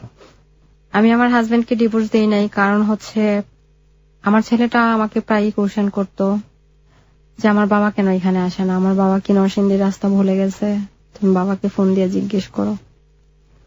আমি এটা মনে করতাম আপনার হাজবেন্ডকে ডিভোর্স দিলে কি সে তার বাবার পরিচয় মুছে ফেলবে? মুছে ফেলবে না, কিন্তু আমি এটা চিন্তা করতাম সব সময় যে আসলে যাই করি না কেন সামাজিকতার বাইরে কিন্তু কেউ না, সমাজ বলে একটা কথা আছে। আর আমার 2 সন্তানের বাবা সে, আর ও যেহেতু ডিভোর্স দিতে চাচ্ছে না, ও ওইরকম দায়িত্ব খোঁজ খবর নাই নিল, কিন্তু ডিভোর্সের দরকার কি, থাকুক এইভাবে যেটা যেভাবে আছে। তাহলে আপনার ভবিষ্যৎ পরিকল্পনা কি? ভবিষ্যৎ পরিকল্পনা হচ্ছে আমার হাজবেন্ড যদি আসে, ভালো করে বসে কথা বলে, হ্যাঁ আমি হয়তো ভুলতে পারবো না এই জিনিসটা, কিন্তু তার প্রতি আমিও যেটুকু দায়িত্ব আছে সবটুকুতেই হচ্ছে পরিপূর্ণ থাকবো। আপনার বাবা আপনার সাথে এখনো আগের মতো সহজ না। আবার এখানে একটা কথা আছে, আমি কিন্তু ওই জবটা ছেড়ে দিচ্ছি যখন তার সাথে কি করেছেন, ঠিক আছে, যখন তার সাথে ইয়ে হয়েছে হয়তো কোনো কারণে রাগ করে ছেড়ে দিয়েছেন বা কোনো সিচুয়েশনে পড়েছেন, আপনি আপনার বাবার কাছে এখনো প্রিয়জন নন। আপনার মা এত বড় একটা ক্যান্সারের রোগী, এবং আমি জানি না সে কিওর কিনা, এখন কিওর নাকি এখনো ট্রিটমেন্টের উপর চলতেছে, যতদিন জানি না ভবিষ্যৎ কি হবে। আপনার সন্তানের নিশ্চিত মৃত্যু, এবং এটা আপনি জানেন মা হিসেবে। আপনার হাজবেন্ডের সাথে আপনার সম্পর্ক ভালো না, এবং আপনি একটা এক্সট্রা ম্যারিটাল অ্যাফেয়ারে গেলেন, সেই এক্সট্রা ম্যারিটাল অ্যাফেয়ারের জায়গাটা থেকে সেই সম্পর্কটাও নষ্ট হয়ে গেল। সেটাও আপনি বুঝে উঠতে পারেন আসলে সম্পর্কটা আসলে আপনার কি ধরনের। হ্যাঁ, শুধুমাত্র ভেতরে এক ধরনের কষ্ট জন্ম হয়েছে, উগ্রতা এসছে, যে মানুষটাকে এত বেশি চাই সেই মানুষটাকে নিজের মতো করে কন্ট্রোল করার একটা টেন্ডেন্সি, এটা মন থেকে অটোমেটিক্যালি জন্ম হয়। সেই জায়গাগুলোতে নিজের ইচ্ছা মতো দৌড়দৌড়ি করেছেন, এবং তারপরে এই সম্পর্কটাও শেষ হয়ে গেছে। কেন বললেন এই জীবনের গল্পটা আজকে আমাদের রেডিও লিসনারদেরকে? আপনি কেন বলতে আসলেন? আমি বলছি এজন্য, ও সবসময় এমন ভাবে আমাকে প্রেজেন্ট করে যখন রিলেশনটা শেষ হয়ে গেল যে আমি তার টাকাটাকে ভালোবাসছি, তাকে কখনো ভালোবাসি নাই। এবং হচ্ছে যে আমি ভুল করছি সেটা আমি তার কাছে বারবার স্বীকার করলাম। হ্যাঁ, তার সাথে যখন আমি কোনোভাবেই হচ্ছে যোগাযোগ করতে পারতেছিলাম না, লাস্ট বারের মতো আমি এয়ারপোর্ট পর্যন্ত গেছিলাম, এবং তার কাছে আমি পায়ে ধরে পর্যন্ত মাপ চাইছি, ও আমাকে আসলে মাফ করে দেখ। আর আমি যেটা যখন করছিলাম যে আমি ওরে অনেক ফিল করতাম, এবং এত বেশি ফিল করতাম যে আমার খুব মাইন্ডে লাগতো এই ব্যাপারগুলি, হয়তো সেজন্যই মানে এতটা বের করছি আমি। আর আমি যদি তারা লাভই না করতাম তাহলে হচ্ছে এগুলি তো আমার খোঁচানোর কোনো প্রয়োজনই ছিল না। না, লাভই না করতেন, খোঁজানোর প্রয়োজন ছিল না, লাভ করে অনেকে উল্টোটাও করে, সেটা নিয়ে আমাদের কোনো কথা নেই। এখন আপনি মানে কেন বলতে আসলেন, মানে এই প্রশ্নটার উত্তর আমরা পুরোপুরি চাই। হ্যাঁ, আমি তো এটাই বলতেছি যে আমি এটাই, তাকে তো আমার কখনো এভাবে বলা হবে না, তাকে আমার কখনোই বলার সুযোগ নাই, সে কারণে আপনি রেডিওতে এসে বললেন বলার সুযোগ নাই এরকম। আপনি তাকে সরি বলতে। আপনি জানেন যখন তার সাথে আমার রিলেশনটা নষ্ট হয়ে গেছে, আমি একদিন হচ্ছে গাজীপুরে মানে রাতে 12টার সময় হচ্ছে মেন রোডের উপরে দাঁড়ায় আছি হাঁটতেছি কেন, আমাকে এক লোক বলছে কি গাজীপুরের এরকম একটা কবিরাজের কাছে যান, ও যদি রিলেশনটা নষ্ট হয়ে যায় ও আপনার কাছে ফিরে নিয়ে আসবে। আমরা যতই লিটারেট হই না কেন, আমরা যতই মানে আধুনিক মনস্ক হই না কেন, সম্পর্কের এই জায়গাগুলোতে আমরা বকলম হয়ে যাই এবং এরকম কবিরাজের কাছে আমরা যাই, বাবার কাছে আমরা যাই, যার পর বাবা যে ঝাড়ফুঁক দেয় সেটার উপর অনেক বিশ্বাস করি। হ্যাঁ, এবং সেদিন রাতে 2টার সময় সার্জন আমাকে বলতেছে কি যে আপনি রাতে মানে 12টার সময়, 2টার সময় না সরি 12টার সময় আপনি যে রাস্তা দিয়ে হাঁটতেছেন আপনি কোথায় যাবেন? আমি বলছি আমি গাজীপুরা যাবো। গাজীপুরের রাস্তাটা কোন দিকে? বলে কি গাজীপুরা হচ্ছে সামনে। আমি বলছি আমি কিভাবে যাব? তো আমাকে ভদ্রলোক বলতেছে কি আপনি যেভাবে হাঁটতেছেন আমার মনে হচ্ছে কি দেখে যে আপনি কি কখনো বাসে ওঠেন না? আমি বলছি আমি তো এই লোকাল বাস ধরে ওরকম দৌড়ায় বাসে উঠতে পারবো না। তো একটা সিএনজি যাইতেছে গ্যাস নেওয়ার জন্য, ওই সিএনজি ডাক দিয়ে আমাকে উঠাই দিছে। আমি যে গাজীপুরা গেলাম যে কবিরাজের কাছে, অদ্ভুত ব্যাপার, ওইখানে যায় দেখি কি এক মহিলা বিরাট একটা বিছানা, গোল একটা বিছানার মধ্যে মানে শুয়ে আছে। তো আমি গেলাম, ওর ওনারে মা ডাকতে হয়। তো আমিও বললাম যে মা আমি এই কারণে আসছি। তো উনি আমারে তখন বলে কি যে কালো মুরগির ডিম নিয়ে আসতে হবে আর হরিণের চামড়া দিতে হবে। আমি বলছি মা আমি এগুলি আপনাকে কোত্থেকে দিব? আপনাকে আমি টাকা দিতে পারবো, আপনি আমাকে এনে দেন। এনে দিল। এখন যে বাসায় গেলাম ওই বাসায় মানে একটা পোড়া সোজা কথা যে নিচে হচ্ছে পানি, উপরে হচ্ছে বাসা, ওইরকম বাসা। আর তার পরিবেশ এতটাই খারাপ, এতটাই যে বাসায় একটা বাথরুম পর্যন্ত নাই। তো যে মহিলা আমাকে খাইতে দিল সেই হাত দিয়ে, উনি নিজে খাচ্ছে, ওই হাত দিয়ে আমাকে পানি দিচ্ছে, খাবার দিচ্ছে, আর মাটির একটা পেয়ালার মধ্যে সে আমাকে খাইতে দিচ্ছে, আর একটা স্টিলের একটা গ্লাসের মধ্যে আমাকে পানি দিচ্ছে, সেটা খুব নোংরা। তো আমি তখন মোতালিব ভাইকে ফোন দিলাম, মোতালিব আপনি কোথায় আছেন? বলে কি আমি তো মাত্র ঢাকা থেকে আসছি। আমি বলছি ভাই আমি মেন রোডের উপরে দাঁড়ায় থাকবো, আপনি আমাকে এসে নিয়ে যান, আমি এখানে থাকতে পারবো না। বলে কি আপনি কোথায় গেছেন? আমি বলছি এরকম একটা কাজে আসছিলাম। তখন আমি বলি নাই কোথায় গেছি, মানে ধরনের কাজকর্ম করে। হ্যাঁ অনেক করছি, কিছু বলার নাই, নাথিং টু সে। আপনি মানসিকভাবে অনেক দুর্বল ছিলেন এই মানুষটির প্রতি, যে কারণে তাকে অন্যভাবে হলেও স্বপ্ন দেখেছেন পাওয়ার জন্য, কিন্তু এই স্বপ্নটা এখানে একটা ভুল ছিল, অনেকগুলো ভুলে যাওয়ার জন্য। এখানে আরেকটা কথা বলবো, আমি তাকে আমার মতো করে সে আসতেই হবে, পাইতেই হবে, বিয়ে করতে হবে, এটা আমি কখনোই চিন্তা করি নাই। হ্যাঁ, আমি জাস্ট তার কাছে শুধু এটুকু চাইছিলাম সে আমার সাথে কথা বলতো। আমার সবসময় তখনই মনে হইতো ও যদি আমার সাথে কথা বলতো আমার ভালো লাগতো। মানে এই যে আমি ছেলেটার কাছে যাইতাম, বসতাম, কথা বলতাম, এই জিনিসগুলি হচ্ছে মানে অনেক শক্তি পাইতাম, মানে সাহস পাইতাম।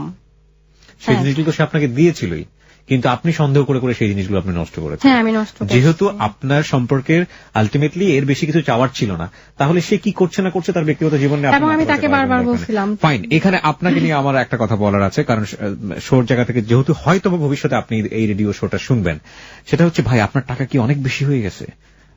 টাকা যদি বেশি হয়ে গিয়ে থাকে তাহলে মানব সেবায় কাজগুলো ব্যয় করুন। আপনি অনেক বড় মনের মানুষ হয়তোবা, নইলে এরকম এক একটা সম্পর্কে আপনি জড়াচ্ছেন, চাওয়ার সঙ্গে সঙ্গে আপনি লাখ লাখ টাকা দিয়ে দিচ্ছেন। আমরা আপনাকে এই অন্তরের জায়গাটাকে আমরা একটু ঘুরিয়ে দিতে চাই। বাংলাদেশের অনেক অনেক নিডি মানুষ আছেন, আপনিও বাংলাদেশী, এবং যদি সত্যি সত্যি আপনি তাদের পাশে দাঁড়াতে চান, এই মেইলি ব্যাপারগুলো থেকে বের হয়ে এসে কিছু একটা করুন, এতে দেশ উপকৃত হবে। হ্যাঁ, আর আপনাকে অনেক ধন্যবাদ যে আপনি এরকম অসহায় মানুষের পাশে দাঁড়ান, কিন্তু সেখানে এই মেইলি ব্যাপারগুলো রাখবেন না প্লিজ। এগুলো আসলে খুব দুঃখজনক, মানে এছাড়া আর কিছু বলার নেই। আই থিঙ্ক আপনার সবকিছু বলা হয়ে গেছে, আমরা এই অনুষ্ঠানটা শেষ করতে চাই। প্রিয় শ্রোতা, এই হচ্ছে ক্লোজ আপ প্রেজেন্স হ্যালো 8920 আজকের শাওনের জীবনের গল্প। আমরা আজকের মতো এখানেই শেষ করতে চাই। Of course it's a mysterious life story, একটু মনোযোগ দিয়ে শুনলে একটু অন্যরকমের ফ্লেভার পাওয়া যায়। সেটা হচ্ছে যে আমরা যদি শুধুমাত্র শাওনের জীবনটা নিয়ে চিন্তা করি, তাহলে তার জীবনে সুখের যে সন্ধানটি দিয়েছিল ওই হাঁসের ডিমের মতো আর কি। মানে হাঁস স্বর্ণের ডিম পারে, না জানি পেটের ভিতরে কত স্বর্ণ লুকোনো আছে, সুতরাং পুরো হাঁসটাকেই কেটে ফেললাম, এবং তারপর দেখা গেল যে আসলে ওরকম কিছু না। তো এটা অবশ্যই আমরা সাপোর্ট করি না, এটা এক ধরনের অন্যায় সম্পর্ক। কিন্তু যদি বিপদের বন্ধু হিসেবেও তাকে দেখে থাকি, যেটা সে দেখতো, যেহেতু তাদের মধ্যে অন্য ধরনের কোনো সম্পর্ক ছিল না, শুধুই এক ধরনের লাভ ছিল, যেটা অবশ্যই তার সাথে হওয়া উচিত না, যেটা হাজবেন্ডেরই প্রাপ্য, যেহেতু হাজবেন্ডের সঙ্গে সে আছে। তাহলেও আমরা বলতে পারি যে এই ধরনের সম্পর্কের মধ্যে এই ধরনের কোয়ারি করে সম্পর্কটাকে নষ্ট করে বিষিয়ে ফেলার কোনো প্রয়োজন ছিল না।